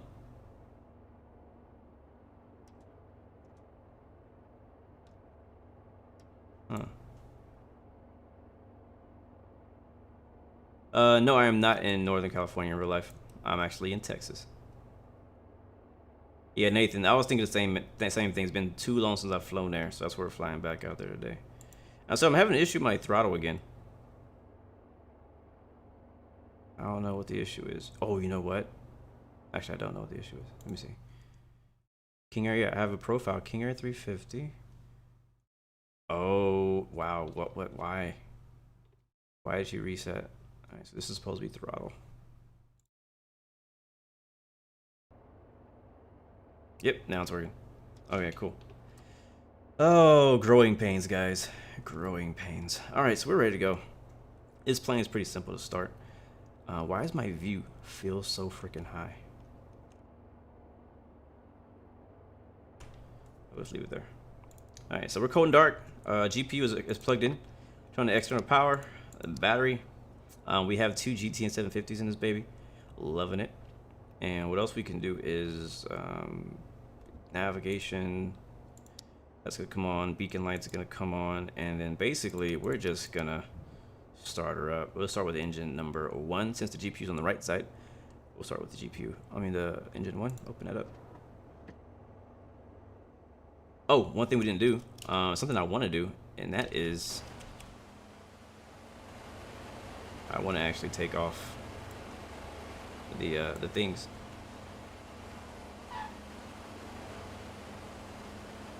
There you go. We'll take off that. Why is this going so fast? We click here, take that off, take that off.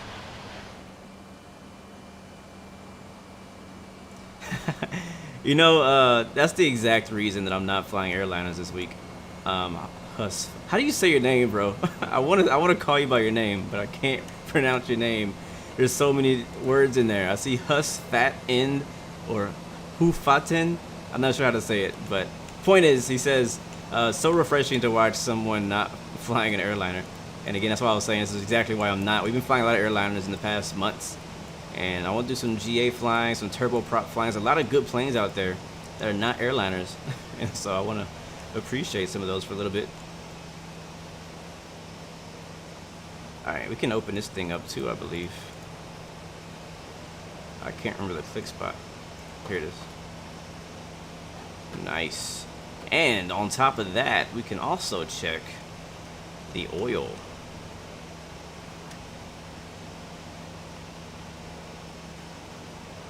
Where is it?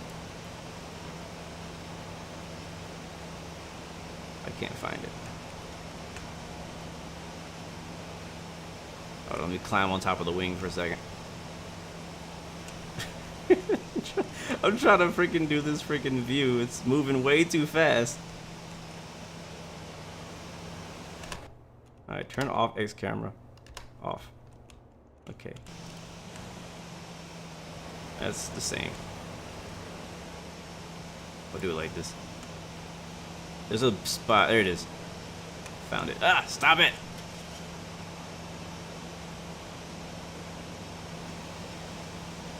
Alright, where's the click spot to drop this back? Oh, here it is. Put that back in. Alright, so checking the oil. That looks good to me, right?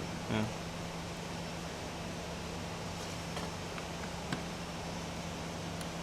Oh, shoot. Just time warp to the other side. Alright, now to the other side. We'll check that one. Looks good. And we don't have power yet, so we'll stay on the GPU power. Here's Alaska. Just landed in 737. I think we took everything else off. Move. Do you stream on 3 different platforms? Yes, Erinico. I stream on Facebook, YouTube, and on Twitch. Nathan, bro, thank you for the subscription, my friend. Thank you, thank you. We got one more tie down in the back. Okay, this is annoying. Actually, forget we missed this one over here. How did I do this last time? I was able to get underneath the wing. All aboard! There we go. Thank you for the follow, my friend. I still know how to pronounce your name, but you know who you are. Thank you very much for that follow. Welcome to the Blue Arrow Royal family. I'm glad you're enjoying the content. Alright, let's go ahead and move back to the inside as I try to figure out these default X-plane cameras. I don't think I missed anything.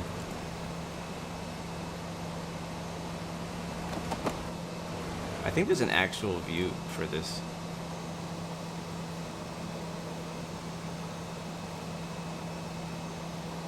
Maybe not. Yeah, maybe not. Okay. Screw that. I'm just gonna hop in here. Shady, thank you for the follow as well. Welcome to the Blue Arrow family. I do appreciate that. Okay, we're clear all on the outside. Our controls are working. We're all idle everywhere. We're idle all over. And now we need to start and get going. Actually, before we do that, let me make sure I have our plane rented, because I actually did forget to do that on FSeconomy.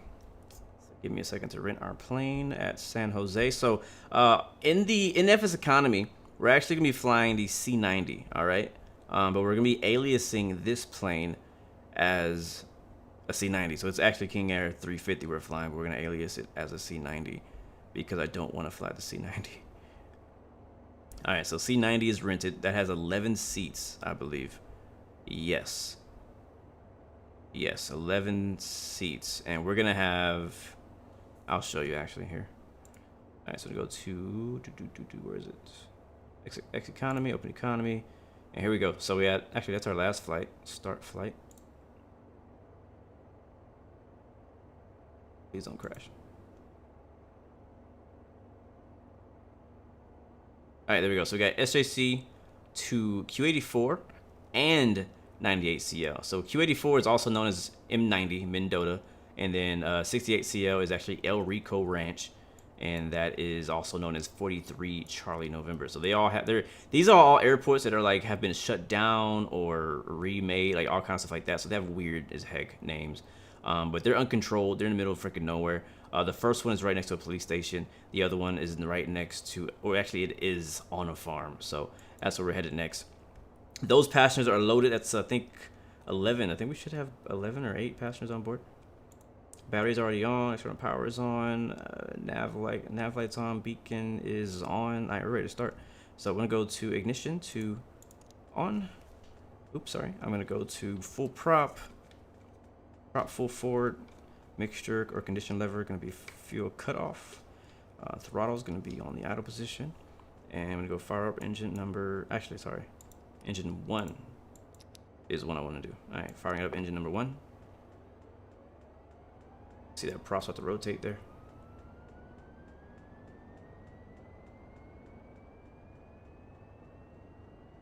And then gonna go ahead and introduce fuel there. So what I'm doing is I have my key mapping. It controls both sides, left and right. So what I do is I just go ahead and move both of them, and then I'll move the other one back here in a second.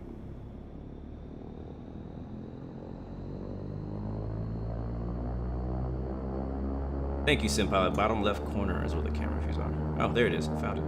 Thank you. Oh, yeah, sounds amazing. Oh, I love it. Love it, I love it. All right, cool. Now, we are going to turn the, I believe I can do this right. Go to high. After we go to high, we'll turn generator on, reset, and on, and turn off the ignitions. And I think I might have did that in the wrong order, but that's okay. Next, we're gonna go ahead and do the right side. I'm actually gonna go bring that back to idle. Oops, oh shoot. Yes, stay. There you go. And we'll disconnect the external power for safety reasons.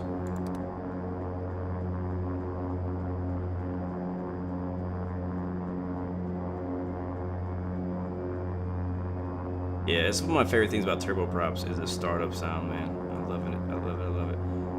All right, 20. I'm gonna bring this one up. Make sure that arrow is pointing to the right, or it'll grab both of them. Up to low idle.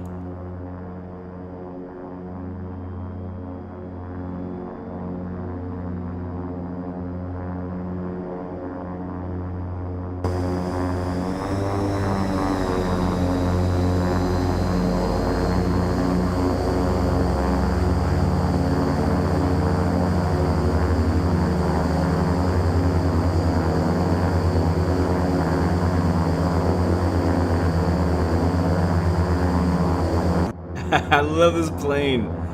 I love this freaking plane, guys. Oh no! No! I think I just killed it. Oh no! Alright, right engine's still up. Right engine's still up. I'm gonna go save the left one. Come on, come on, come on, come on.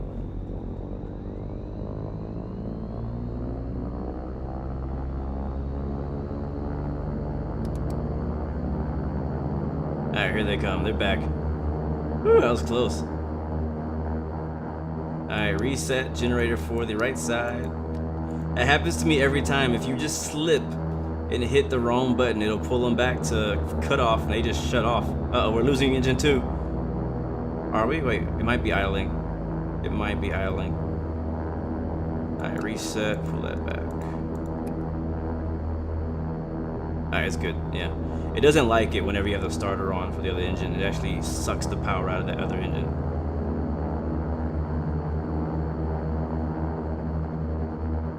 Alright, cool. Alright, so beacon is on. Let's go ahead and do some things down here. So the ignitions are all off. Both generators are on.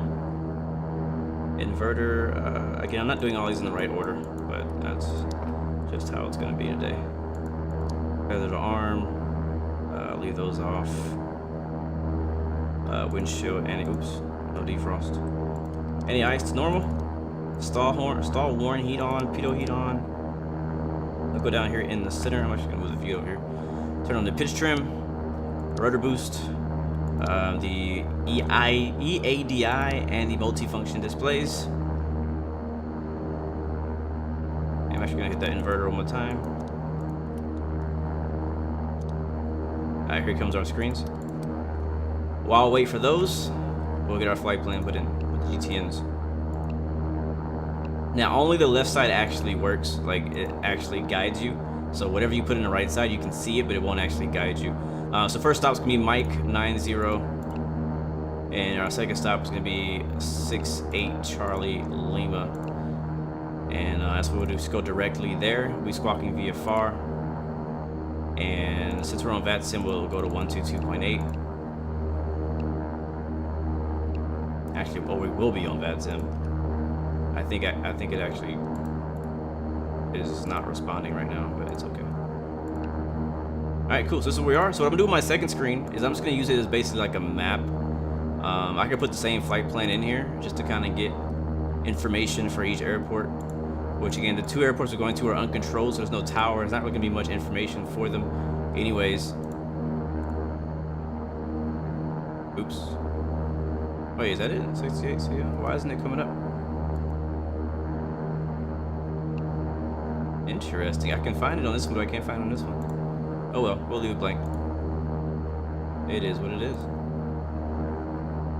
We'll cancel. And we'll leave this on terrain. Alright, we're ready to go. Let's see, how high should we go? Let's turn our bleed airs on. That all looks good. Alright, flaps down a notch.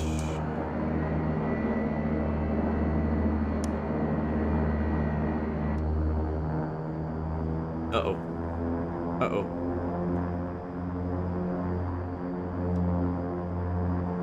Oh man, that sounds so good. Alright. Flight control check. Looks good to me. Alright, gonna take off the same runway we take off on the same runway we landed on. Let's go.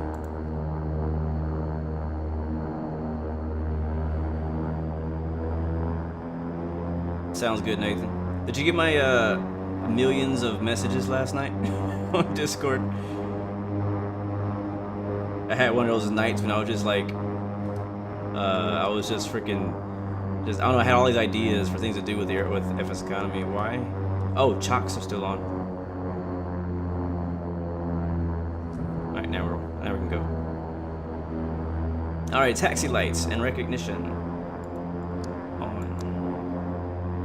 We're going. Oh, Nathan, you're all good, bro. I just assumed you were busy or whatever. You ain't gotta apologize. Why can't I move? Oh, we're moving.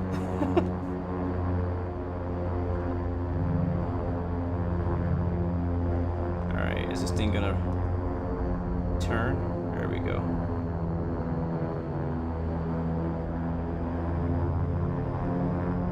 Steven Tillman, what's up, man? Welcome to the stream, bro.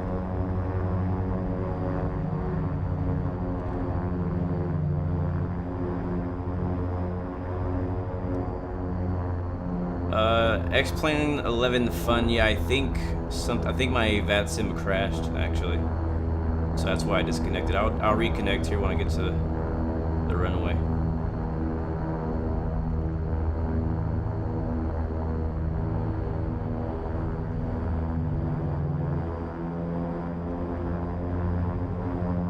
Come on, turn. I'm having trouble with the taxiing in this plane with my rudder pedals.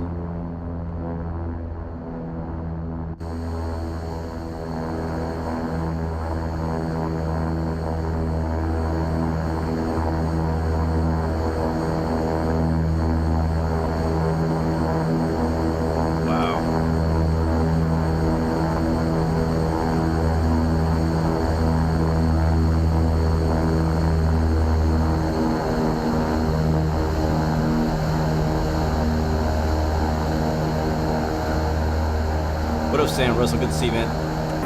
Is that too loud for you guys? I can bring it down. This is the Airfoil Labs King Air 350. And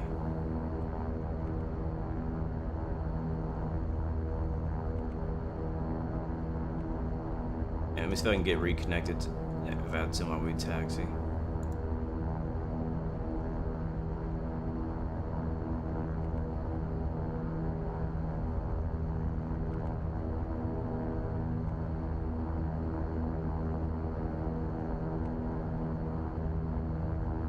Love this plane.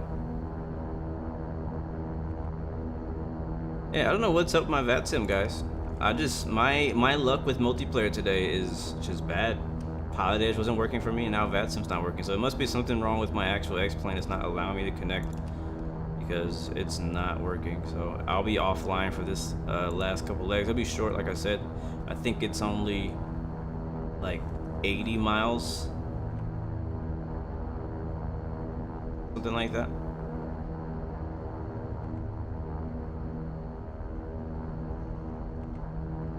And sorry for my horrible taxiing. I'm just trying to figure out something on my pedals. All right, there's a runway. We'll take off from here. Flaps are good. Check. Power is good, or prop is good. Mixture is good. We'll leave the prop there and the mixture there.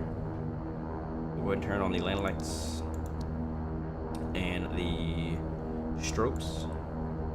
Now we'll turn off the taxi lights.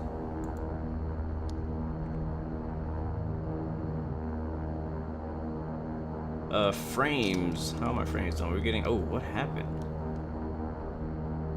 Something's eating them. Something's eating it up.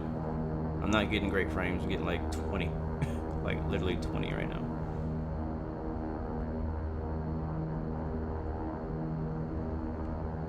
All right, King Air 16 Bravo taking off runway 30 left, departing to the southeast.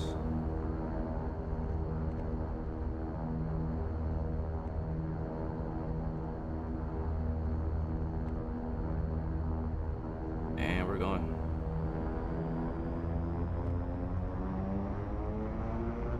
Watch our power here. Weather lights on. Oh shoot. Airspeed alive. 60 knots. All right, power set.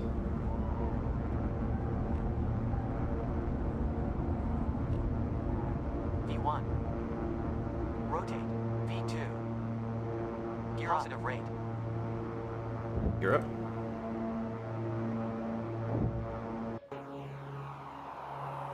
Attitudes check. Gear indicates up.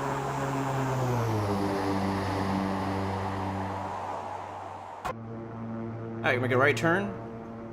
We probably could have went left, but it's all good. Flaps up.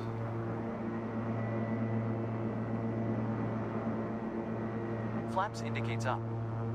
Well, honestly, Christopher, I don't think the reason I disconnected was because of frames, because it would have warned me. It was a different problem that I had. That's the reason that I got disconnected from VATSIM. But honestly, the whole 20 frames thing does not bother me. I know that it does. Some people hate it. That VATSIM makes you go 20 frames or better, but it makes sense. It makes sense, honestly, because if you're getting like 10 frames and you're ahead of somebody who's getting 30 frames, you're obviously only going like a third the speed of that guy. Therefore, you cause separation issues for ATC. So for me, it makes sense. I know it's kind of inconvenient to have to either turn your settings down or disconnect, but it makes sense to me.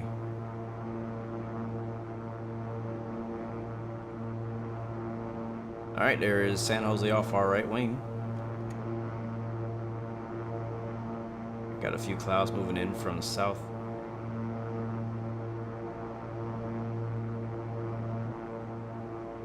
And let's go ahead and get our autopilot stuff set up with this massive menu thing here. So what I'm gonna do is I'm gonna go to, I'm not gonna turn it on yet. We'll turn the yaw damper on and we'll hit nav. Oh shoot, never mind. I just turned autopilot on. All aboard! Alright, autopilot off. I just want to monitor it. I don't want to actually be on it.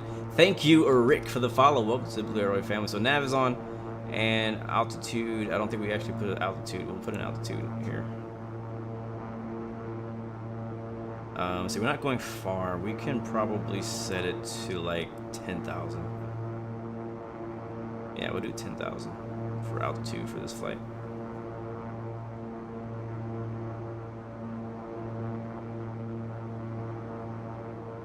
Oop, too much. We're going east, so it needs to be odd. So we'll do 11. There it is. I still have the controls.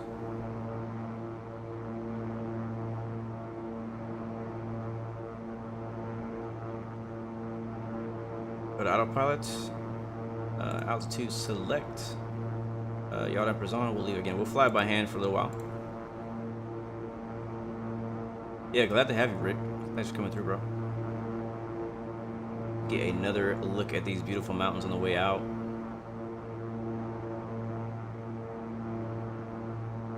Yeah, Christopher, I agree. It is annoying, especially when like when you're on VATSIM and your frame's been doing good all like flight long, and you decided to fly into an area that you know that you have a hard time with performance, and it's even worse when there's other planes out there, and you get there and you can't keep 20 frames, and then you're on freaking approach and you get logged off last second. Now that is definitely annoying. I think it actually happened to me on a live stream before. So one thing, as we climb out, I'm gonna pull the prop back to 1600 RPMs. There it is, and it will maximize on the torque. Right below the red line. That looks good to me. We're passing 10,000 now. We're already here, wow. 500 to go. So I will actually go ahead and turn on Autopilot now. AP engaged. And it's leveling us off. And I forgot to set up our second flight on Project Fly, as I always do. I always get the first one, then I forget the second one. Oh well, the GTN will tell us how long we have for ETEs and stuff. Goodbye, San Jose.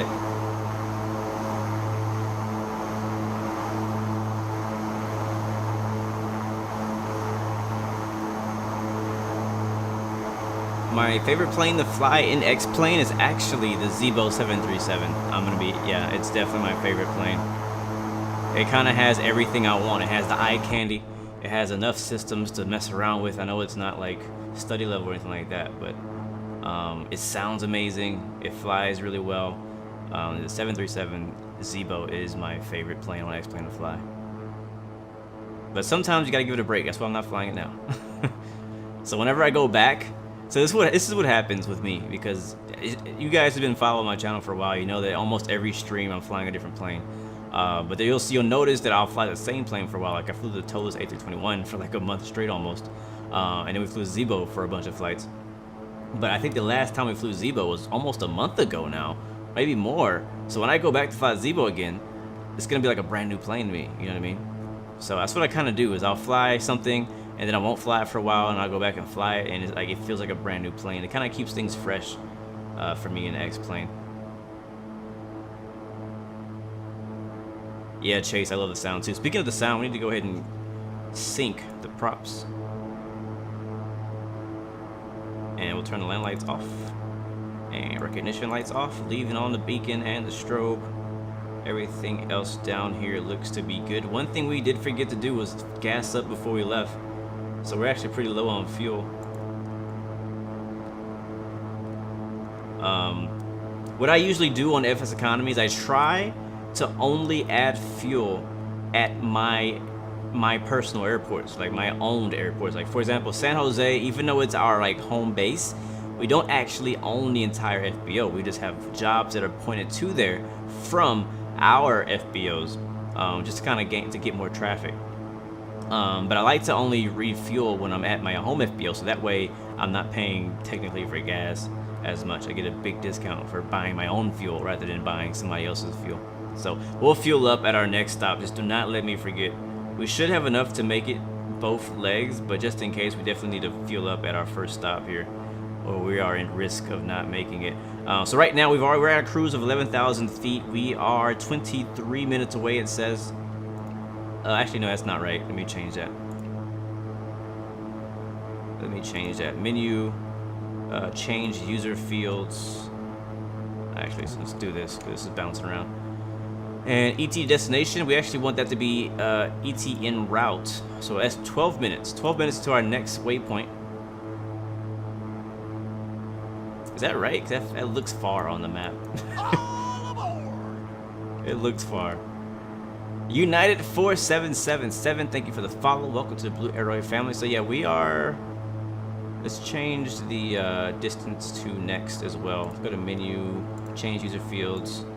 Whenever I have multiple waypoints that are actually stops, I change my user fields to something else. So we have estimated to destination. So instead, I'm gonna change this to distance to waypoint. and now it's going to say that we're 59 miles or nautical miles away from our next waypoint. The ETE now shows 11 minutes from our next waypoint rather than our final waypoint. So we have a 12-knot crosswind. We're cruising at 302 knots over California right now, over to Mendota, Mike in 9er0, and we're 50 miles out. So we'll be there pretty soon, and it won't take us much longer to take a stop either. We'll land there, we'll refuel, we'll drop off passengers, pick up passengers, and then head down to Corcoran Ranch down there. And we're squawking VFR.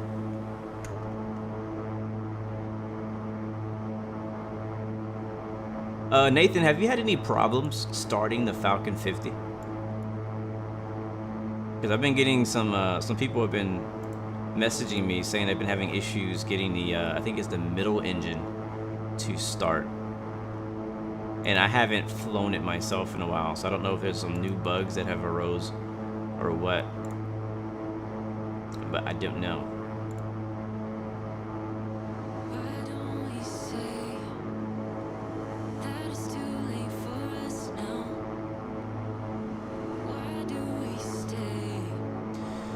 Yogi, an Indian gaming simulation channel flies this game. Would you like to collab?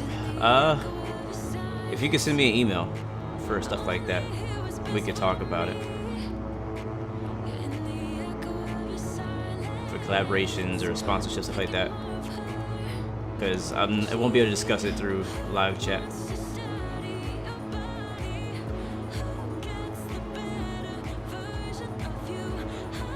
Okay, cool, Nathan. You have a checklist and it works. All right, cool. Well, I almost flew it this morning. I almost flew it, but I changed my mind.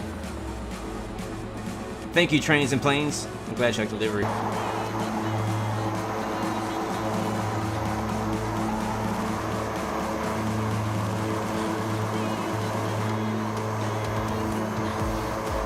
Speaking of trains, let me turn it down actually.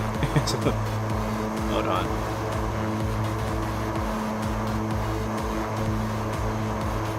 I'll turn it down a little bit. Speaking of trains, and I know I mentioned this in our first leg, but Train Sim World 2, which is like the next version of Train Simulator, is coming out in August, 2 days after Microsoft Flight Simulator. So I will be getting it. I will be playing it. I don't know that I'll be streaming it. I'll probably make a few videos because I know that a lot of my content is going to be taken up by Microsoft Flight Simulator content that's coming out this same month. But I don't know. I'm looking forward to it. I don't know how much better it's gonna be, but I am interested in trains. So it's interesting driving the different types of trains and learning about them. I haven't made a video about trains in a while. Obviously, my interest for planes are higher than trains. Trains are another side interest of mine. But yeah. Nathan says I'm gonna be non-stop Microsoft Flight Simulator. Actually, I'm not. I'm actually not going to be non-stop Microsoft Flight Simulator, even though there's going to be a lot of Microsoft Flight Simulator on the channel come August 18th. I'll still be continuing our Formula 1 2020 season series. That's not going to stop. It'll probably be weekly, and then everything else will be Microsoft Flight Simulator.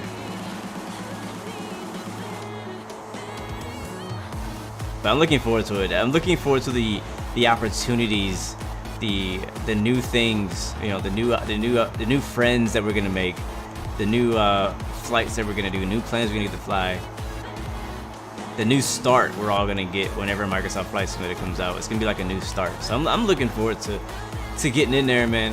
It seems gonna be dope. Yeah, I think one of the biggest things I'm looking forward to are group flights for sure. Cause honestly, I kind of miss them. Like, I don't do as many group flights on X-Plane like we used to do on Infinite Flight.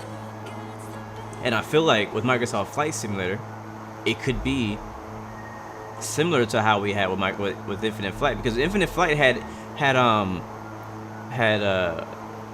multiplayer, you know, like built in. It wasn't like a third-party client. You have to download CSLs. You know what I mean? Like, so when it comes to X-Plane, like I don't enjoy the group flights as much because the CSLs a lot of times don't look as good. You know what I mean?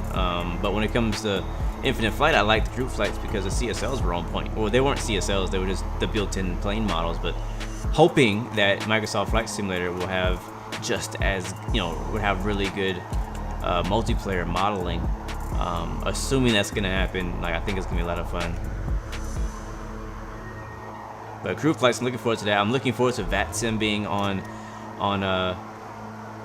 Microsoft Flight Simulator. I'm looking forward to Pilot Edge making the switch to Microsoft Flight Simulator, because you know I'm still gonna be flying Pilot Edge. Alright, let's check out our distance. 32 miles, guys. Let's go start descending as we make it out to here to all this farmland, passing over the mountains. Is that it right there? No, that's not it.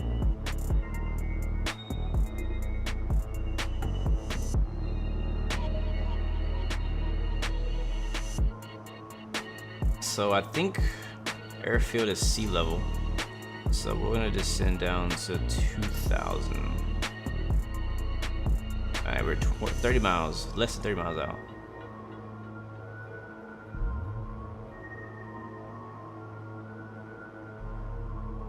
You think join FS is like infinite flight?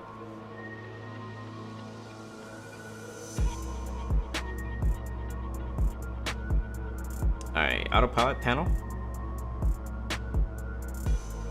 Altitude select. Vertical speed. Actually, I'm gonna hit descend mode. Let's do that. That makes things a lot easier, simpler. And we'll pull power back some. Pedro Batista, hello man. What's up, bro? Welcome to the stream.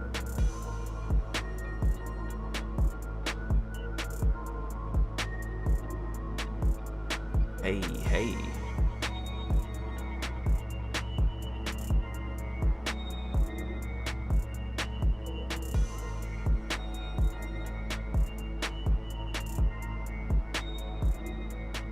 But yeah, I'm definitely not gonna stop racing because I love that. I love that. I'm just interested to see what, you know, how often will I be doing X-Plane streams? That's what I'm wondering. I know there's a lot of really good third party. Now I know a lot of people keep saying X-Plane's gonna be dead. X-Plane's gonna be dead. I actually don't agree with that at all. I believe X-Plane is gonna be around for a long time. Matter of fact, I don't think it's going anywhere. Yes, sir, Rick #1. I am live on YouTube and on Twitch, my friend. But yeah, I don't think X-Plane's going anywhere, man. I think it's gonna be around for a long time. There's a lot of really great add-ons coming out for X-Plane, including the MD-11, the A300, the Challenger 650, I think it's called 600 or 650. One of those is coming out. The Falcon, was it the 7X or 8X is coming out by Aerobass at some point. I'm also curious to see, like, you know, how soon will those same developers release that same plane on Microsoft Flight Simulator, and who's working on planes on Microsoft Flight Simulator? You know what I mean? I don't know. It's so many questions unanswered, man. We gotta wait a month. We gotta wait a month, or actually it's less than a month now, until those questions are answered. At least some of them. From what I understand, there's still gonna be even more development going into Microsoft Flight Simulator even after the 18th. When it goes in the public release. So we shall see, guys. We shall see.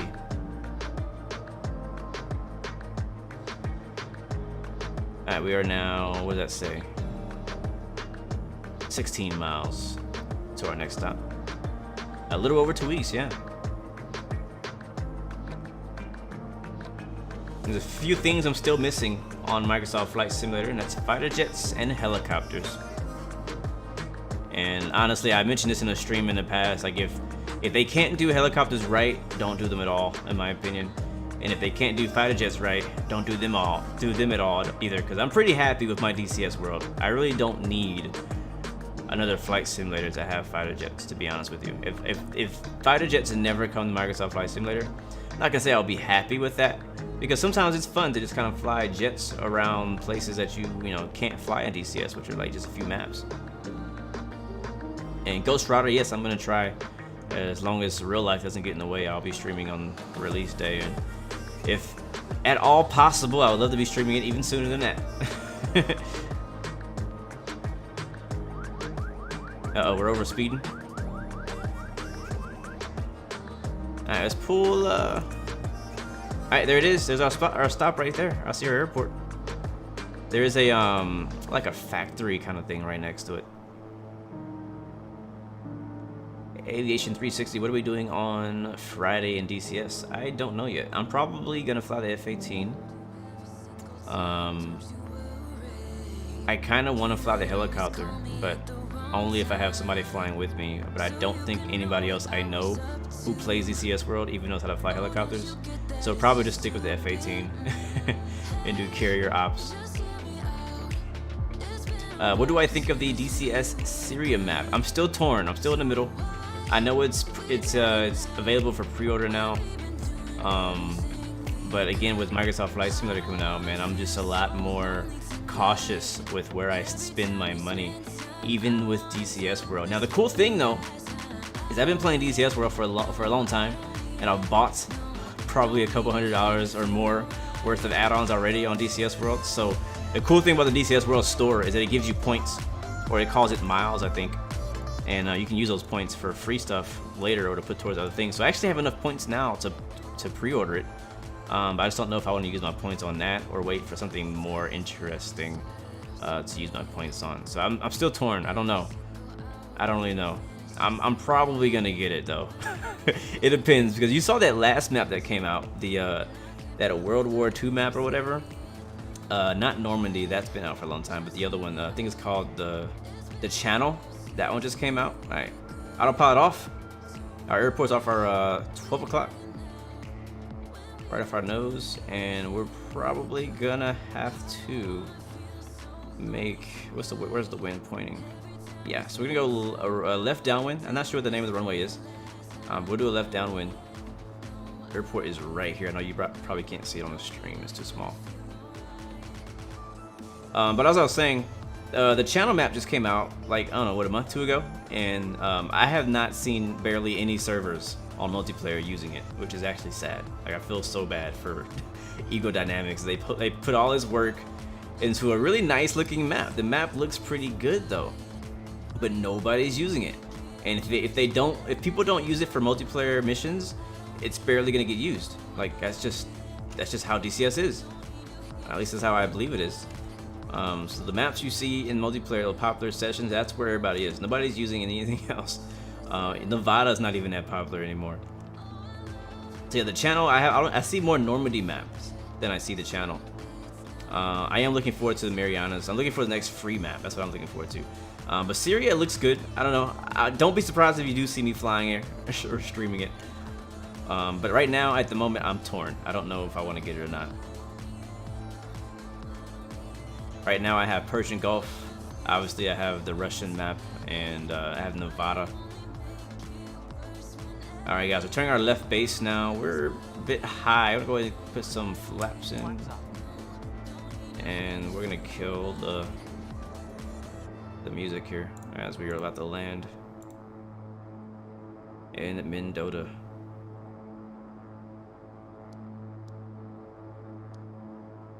Alright, we're probably gonna go wide, aren't we? Yeah, we're a little wide. Follow this road here. Yeah, there it is. I see the airport. Alright, gears coming down.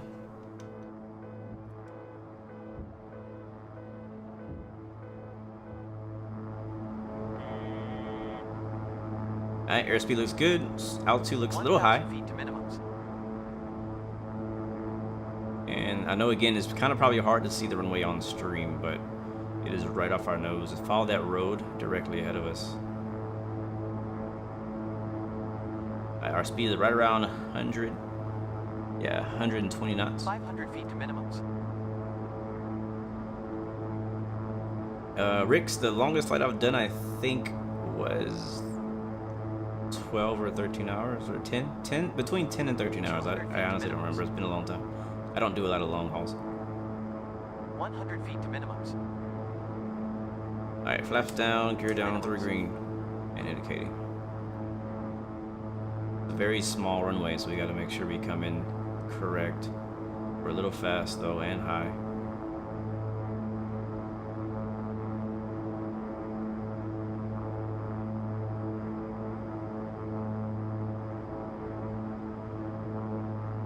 Alright, watch our speed, watch our speed. 50 feet.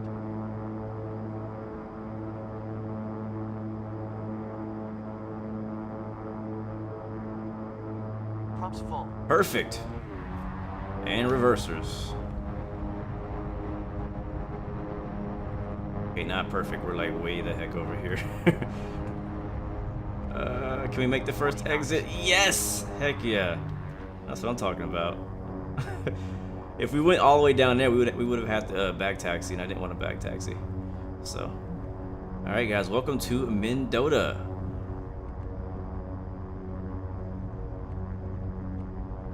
All right, we're gonna taxi with Beta because we're going a little fast. Not bad at all. I'm having trouble with my rudder pedals with this plane. Come on, baby. Whew, man, I haven't been to this airport in a long time. Alright, chill the heck out. Who's driving that plane? Freaking kid? Oh shoot, here we go. Oh, sorry. Oh my god. Alright, remember we need to fuel up, we need gas. So we'll get some gas here. Again, guys, welcome to Mendota. Again, I built this airport using all library objects. None of this is custom. Alright, we'll stop there. That works. Park and brake on. I'm not even gonna shut the engines off. Or should I? No, I'm not gonna shut them off. Go ahead and deplane. Finish flight. Geo, what up, bro? Good to see you. Yeah, Sammy, you're right. It was a good landing, but we kind of veered off after touchdown. I was having trouble with my rudder pedals for some reason. All right, next stop. We're actually not gonna stop to watch the replay. Sorry. I just don't want to have to reset the plane up. But this is the airport. Just real quickly show you guys what it looks like. I made this airport about a year ago, probably.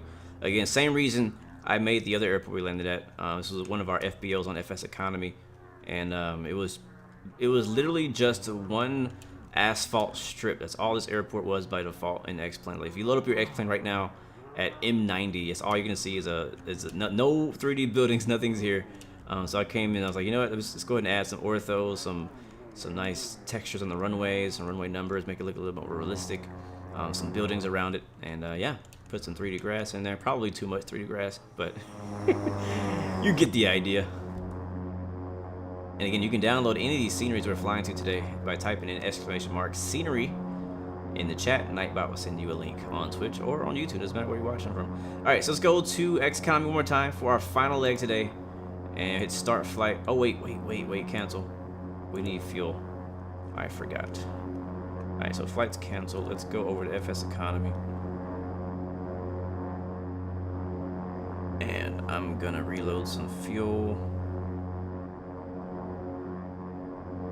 Wow, we have 6 gallons left. Holy crap. Alright, so from Mendota, we have plenty of fuel here. We're gonna load up with 50% fuel. That's gonna be 192 gallons. And how much is that gonna cost us? I don't know, I don't care. Alright, cool. So we have, looks to be 10 seats full on this leg. We have 1 open seat. So if anybody wants that one open seat, speak now or forever hold your peace. So 192 gallons of fuel on board, 10 assignments on board, and final stop is 98 CL El Rico, Corcoran Ranch. Park and brake released, and just like that, we're back out of here.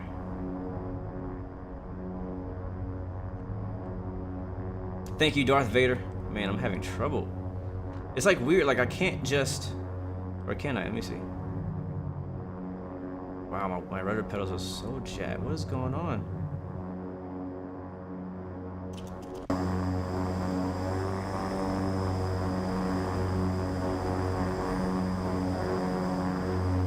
Look at my nose wheel. It's like broken. It's just hanging there. I'm not touching anything or moving anything. If I move my rudder pedals, oh, they're opposite. What the heck? All right, let's see. I think we need to redo that on our rudder.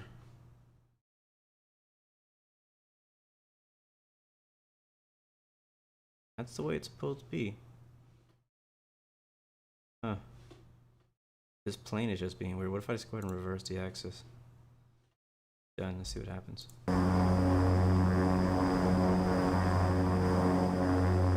god. What is your problem? See you, Ghost Router. Thanks for coming through, man. So what I'm doing to turn the planes, I'm basically using my toe brakes to get it to turn because this thing is not working.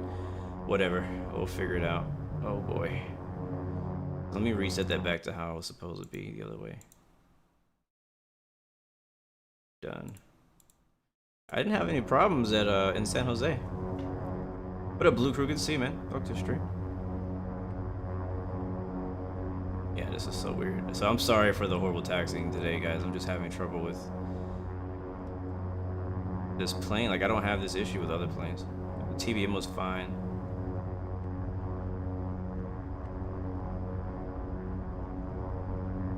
And then when you look down, you can see me moving the pedals.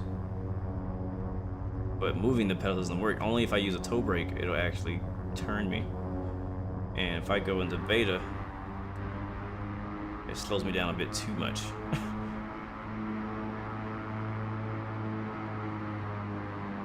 Basically stops the plane. So I don't know, something's weird going on with this thing. But we'll go. The show must go on. Alright, oh my god, this is annoying. This is very annoying. Terrain ahead, what's up, man? Welcome to the stream. We're just trying to survive taxiing in the King Air 350.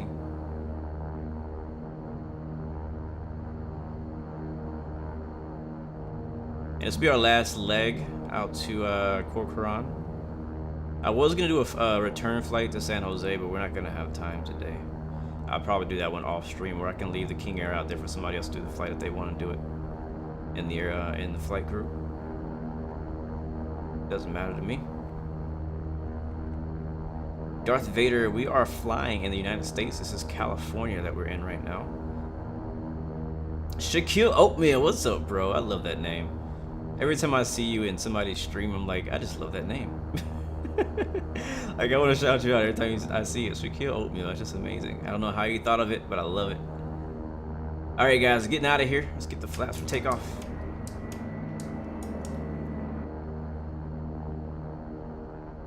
Same thing happened to you in the Carolina Cyrus? Yeah, I don't know what's up with it, man. I actually had the same issue in the Just Flight Piper PA-28.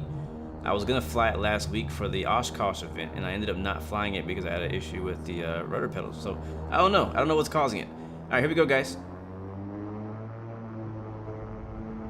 And power is set. Once I get going, the rudder pedals still work for the rudder. They're just not working for the nose wheel. So that's what it is. So now I can control it with the rudder pedals because we got enough speed. All right, airspeed's alive. We're rolling. Here comes V1. V1. Rotate.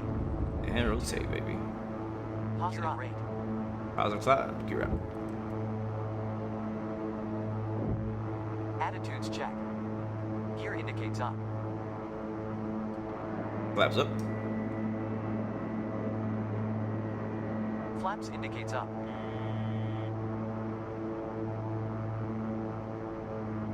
Alright, checking the prop, back to 1600 RPM.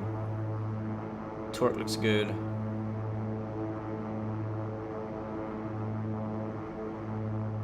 And here we go for our final leg today. Our third and final leg. Rarely do we do 3 legs in our live stream, but today we have a lot shorter flights, so we're able to make it happen. It's also easier to do more legs when I'm flying GA because it doesn't take as much time to set up the plane for each flight. We could probably, honestly, if I really pushed it, we could have made 4 flights. 4 flight. But we could have made 4 flights today. Alright, we're not gonna go high. Our next stop is only... Oh, it's actually 50 miles away, so it's actually farther than I thought. So 20 minutes away. So we'll go ahead and go to, where were we at? Last time we were at 11,000. We'll do 11,000 again. Maybe 13. I'll try 13. I still have the controls.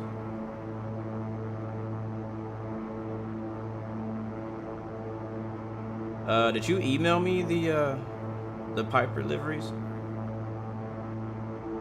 Or did you just send them on Discord? If you sent them on Discord and I lost them.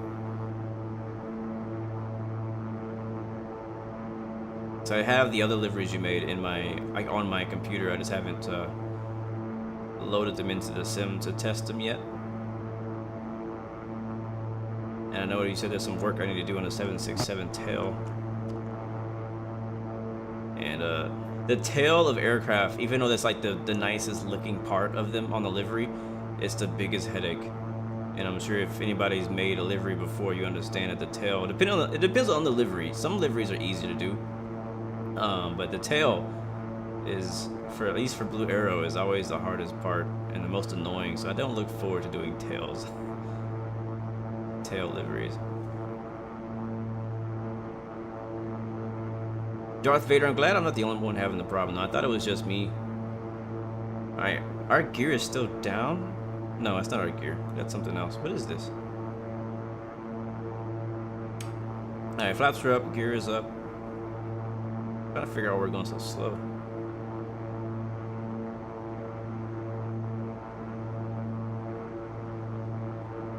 Put the nose down and gain some forward speed. I want to climb out at about 165 knots. And we'll get our autopilot prepared and ready. So Navman's already on, Yaldem's already on. Altitude select is on. Once we get to 165, we'll hit the IAS. There's 160 knots. Almost there.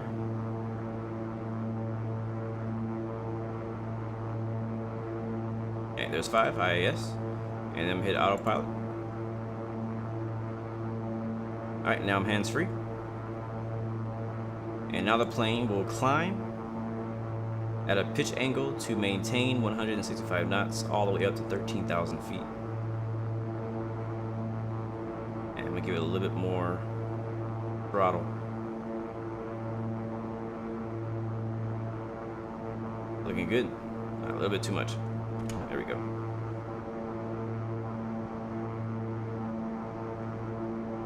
Darth Vader, my next live stream will be tomorrow. Probably around the same time. What is tomorrow? Thursday? Yeah, probably around the same time. Don't know where we're flying yet. I ain't gonna lie. I usually try to plan flights a lot sooner in advance, but a lot of times it doesn't work out that way, and I end up planning the day before or the day of. So we'll see what we fly tomorrow. I know some of you guys have been requesting me to do another air hauler live stream, so we may do that, or we might do another FSeconomy flight. We'll see. It depends on what I'm in the mood for. Because if we do air hauler, my air hauler airline right now are all airlines. So I don't know if I'm in a mood to do airlines, if I want to do some more GA. All right, there's 10,000 feet. Landing lights coming off. I've been kind of thinking about maybe flying a Saab 340. It's like a mix between GA and airline. It's a very big GA plane. It's basically an airliner, just a turboprop airliner.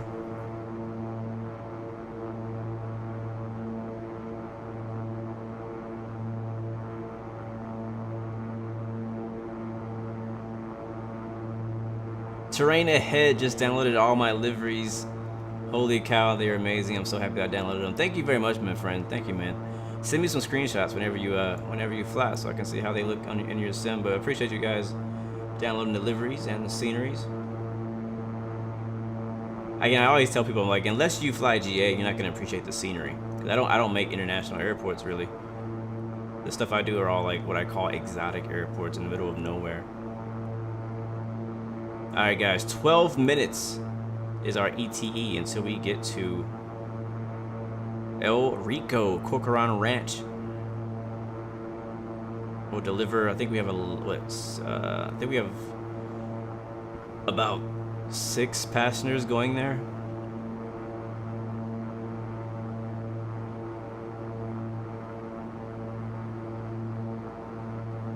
One more outside view. Clear skies.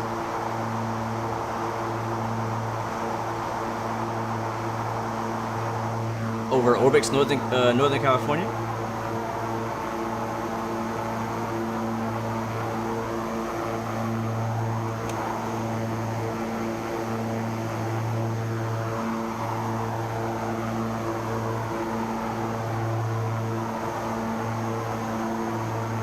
Yes, sir, Ghost Rider. This is the final leg of the day.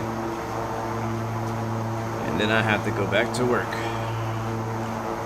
Aviation 360, you sent me a message earlier asking if I would do DCS tonight. And when you sent it to me, I didn't reply because I didn't know the answer.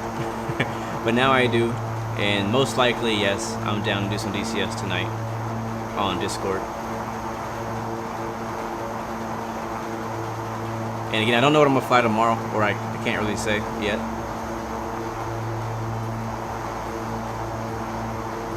If you guys have any suggestions, though, I'm open for ideas for live streams tomorrow. We're going to try to fly on Pilot Edge, though, for sure, and get that working. I'm not sure what's going on with Pilot Edge and VATSIM today. Neither of them are working for me.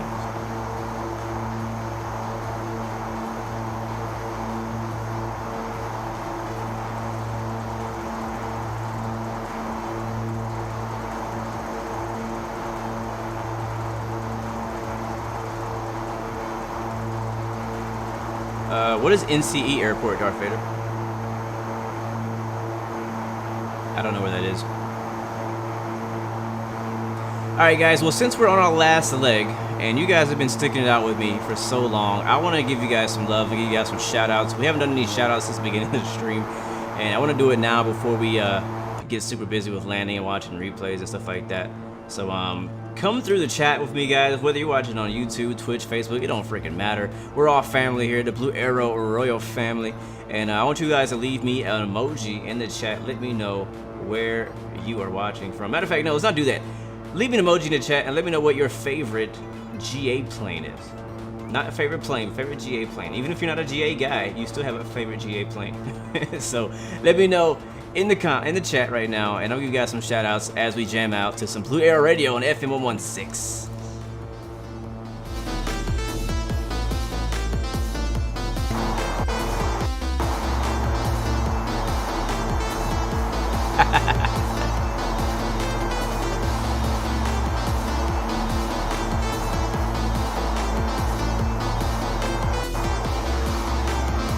Nathan said his favorite is the TBM 900.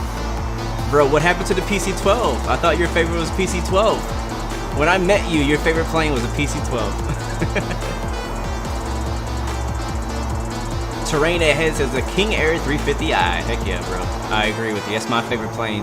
The King Air 350i is also my favorite GA.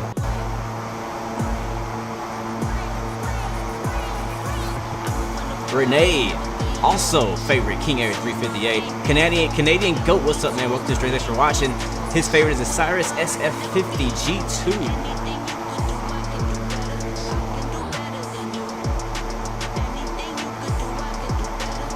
Oh, I got you, Nathan. So for FSC purposes, the PC-12 is your favorite. But for flying, the TBM wins. I got you. I got you.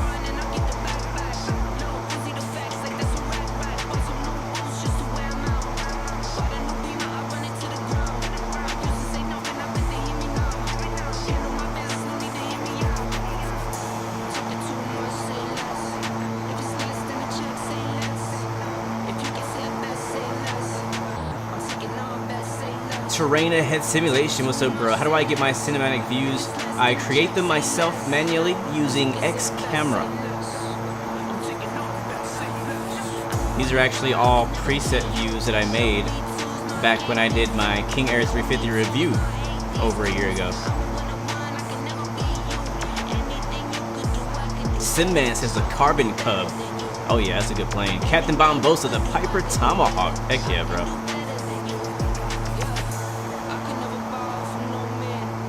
Aviation 360, the Piper Archer LXTX. Heck yeah, bro. That's a good plane. Great plane. Felipe Thomas, Cessna 210. That's another great one.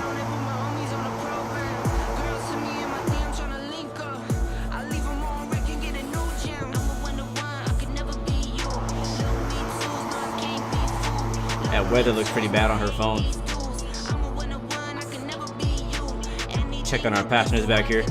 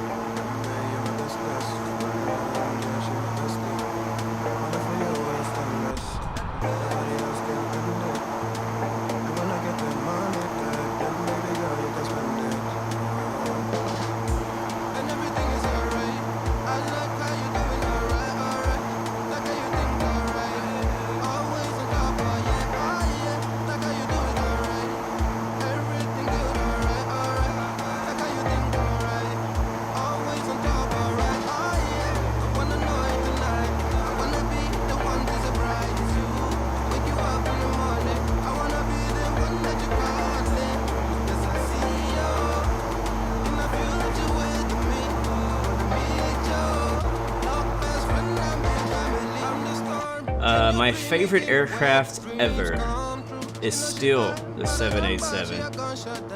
Alright, ETE 1.5 minutes. Oh boy. And 8 miles out. I think we're here. Oh, there it is right there. Oh god, we missed our we were jamming out too heavy. That's what happened. Alright, let's just fly it down there. Autopilot disconnected. Just point and shoot, guys.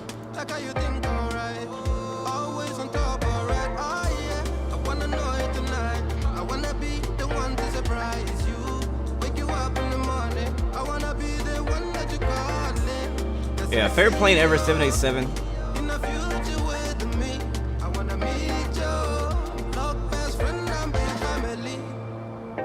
Alright, here's our airport right there, a little square right there. That is our airport. And the wind is actually coming this way. So we'll be probably circle the airport, come back around and land in the direction we're facing right now. And we're over speeding.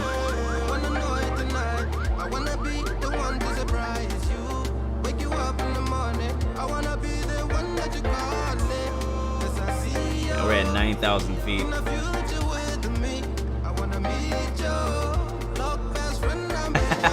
Nathan says, prop full forward, mixture rich, gear down, full flaps, and reverses if you're ready for a roller coaster. Yes, sir, Browning, landing at 68 Charlie Lima. This place brings back so many memories. I gotta give a shout out to my man Nathan, though. Nathan, November 87 Uniform Papa in the chat right now. He actually made this airport scenery in the beginning. When we first decided to make an FSE flight group together. Who'd have thought we'd have all these planes? There it is right there.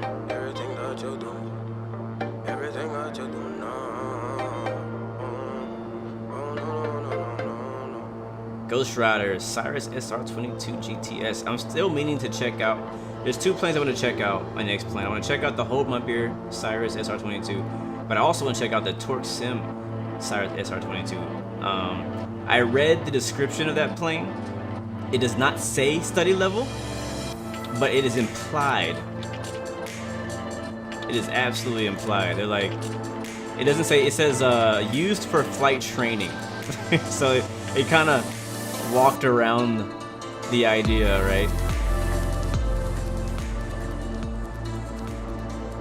So, but I want to check it out because if, you know, I don't know. I'm wondering if it'll compete with the TBM. That's what I'm wondering personally.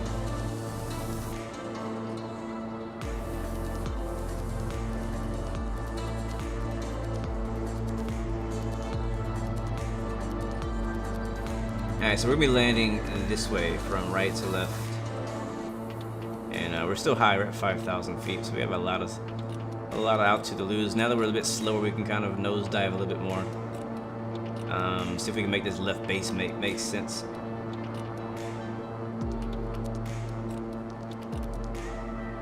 Oh yeah, that worked.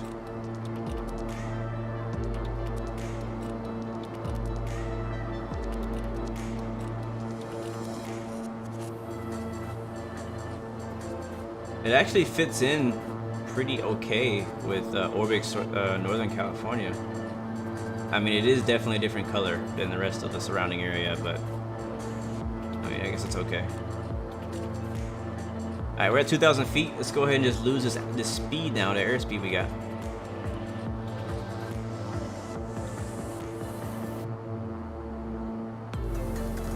You predict floater.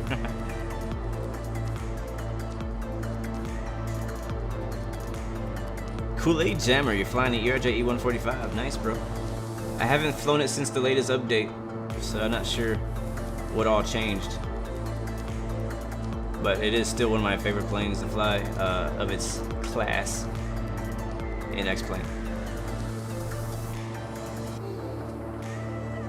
Alright, gonna give us some more power as we turn our very long left base, which for us is gonna be a long final approach. Or our final stop here in today's live stream. Thanks for guys for flying Blue Arrow charters. Hopefully you enjoyed your ride in the TBM 900 and in the King Air 350.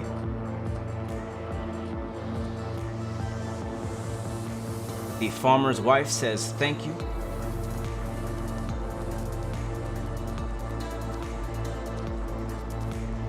Filiano, when am I gonna play ETS 2 again? I don't know, honestly. I don't know. I want to.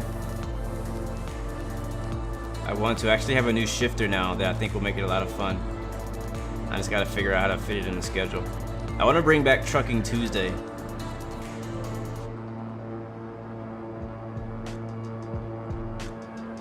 Kool-Aid, how do I have the Garmin GPS? Alright, here we go, guys. We're on final. We're going gear down. Let me answer that question after we land. Alright, gears coming down, and I can't reach things. Flaps coming down. Alright, I got all whites. Let's kill the music. 500 feet to minimums. What up, LBG? Good to see you, man. Work to the stream. Doing pretty good. Cannot complain. Alright, guys, hold your questions until 200 feet to minimums. after wheels down. 100 feet to minimums. Alright, flaps are now full. We're on short final into Corcoran, El Rico Range.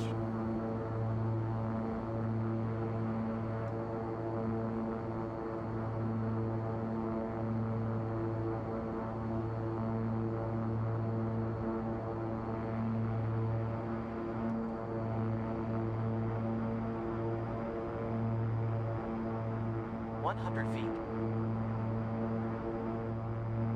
50 feet. Come on. Go. Oh, and there's a float. Oh, are you serious? Props full. Oh my god, I can't believe I freaking floated it. 40 knots. Alright, we're here. Beautiful.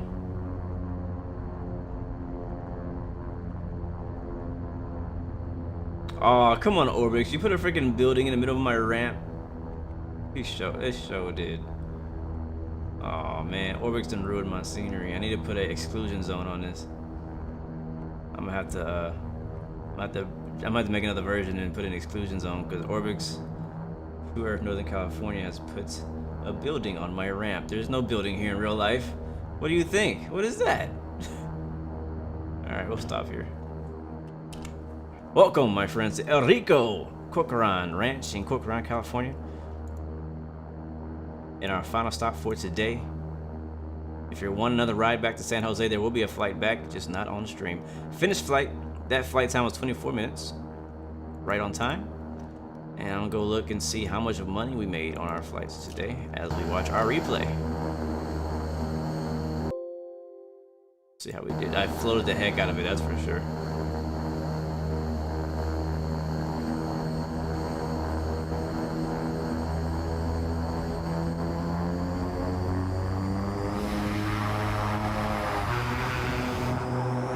Like, you see here, where it looks like we're gonna touch down on the dirt road ahead of the runway, which is what I really did not want to do. I misjudged the glide slope here. Came in a little early. You see, looks like we're gonna touch down right around here.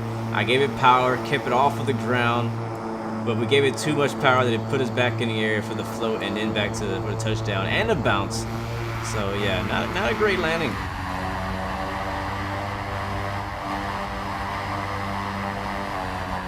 On a scale of 1 to 10, I give that a 5, maybe 4, 4 or 5. I don't know if it wasn't 5 bad. Let's say 6. Yeah, let's go with a 6-ish for that landing. Maybe a 5.5, something like that. Let's watch it from a side cam.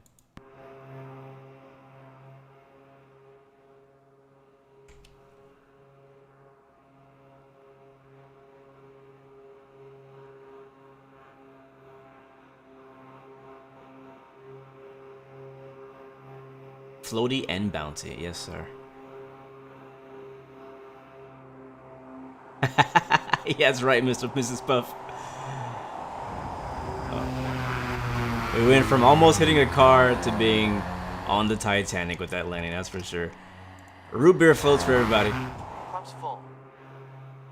I mean, I was happy I didn't smash it on the freaking road, but at the same time, I didn't want to float it that much. that power just kicked in so late for me. I got into that ground effect and it just like went up.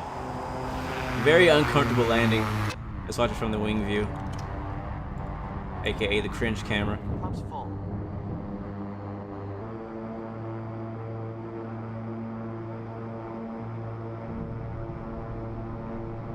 Wow, you can actually hear the ground effect with the XP Realistic. That's pretty cool, actually. Oof, you can hear it. It wasn't that much camera shake on touchdown, but there was quite a bit of sound when we touched down. Big lips too. Thank you for the follow. Welcome to the Blue Arrow fam. Appreciate that. Hold on, I have a view down here somewhere. Dang it. There it is. Look at that. Like, the wheels should never, they should never go in that much.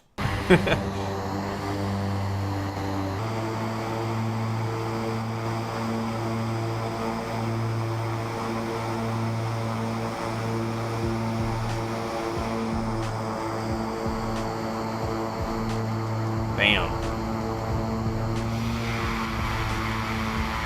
Unacceptable.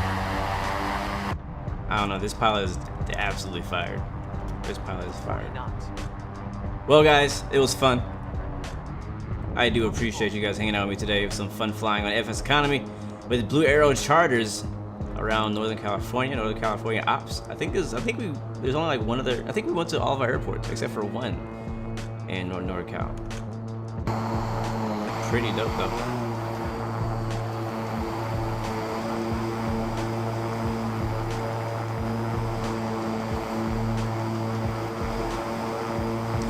Kool-Aid Jammer, yes. So you were asking earlier how I got the GTN 750 inside of the C152, and basically, if you have Reality XP GTN already installed in your X-Plane, it'll automatically detect it and it should place it there automatically. There's nothing you should have to do to change. Nothing you need to change to actually make that happen, as long as you already have the Garmin. If you have it already, it's actually a separate add-on. So Pumps full.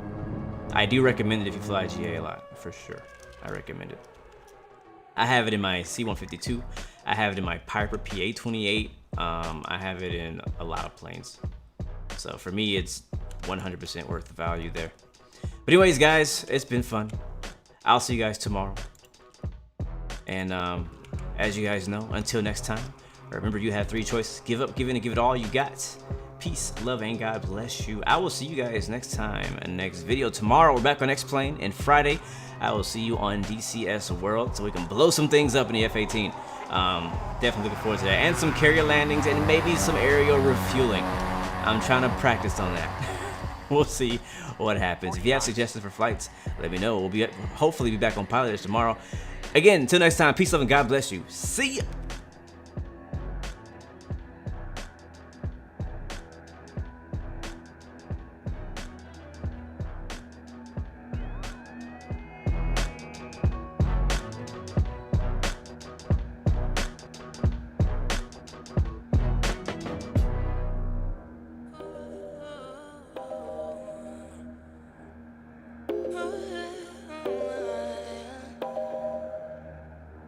No recordaba lo bueno que era estar a solas, sin que me juzguen, con mis amigas cantando rolas, que me aprecien pero no tanto, quiero estar sola.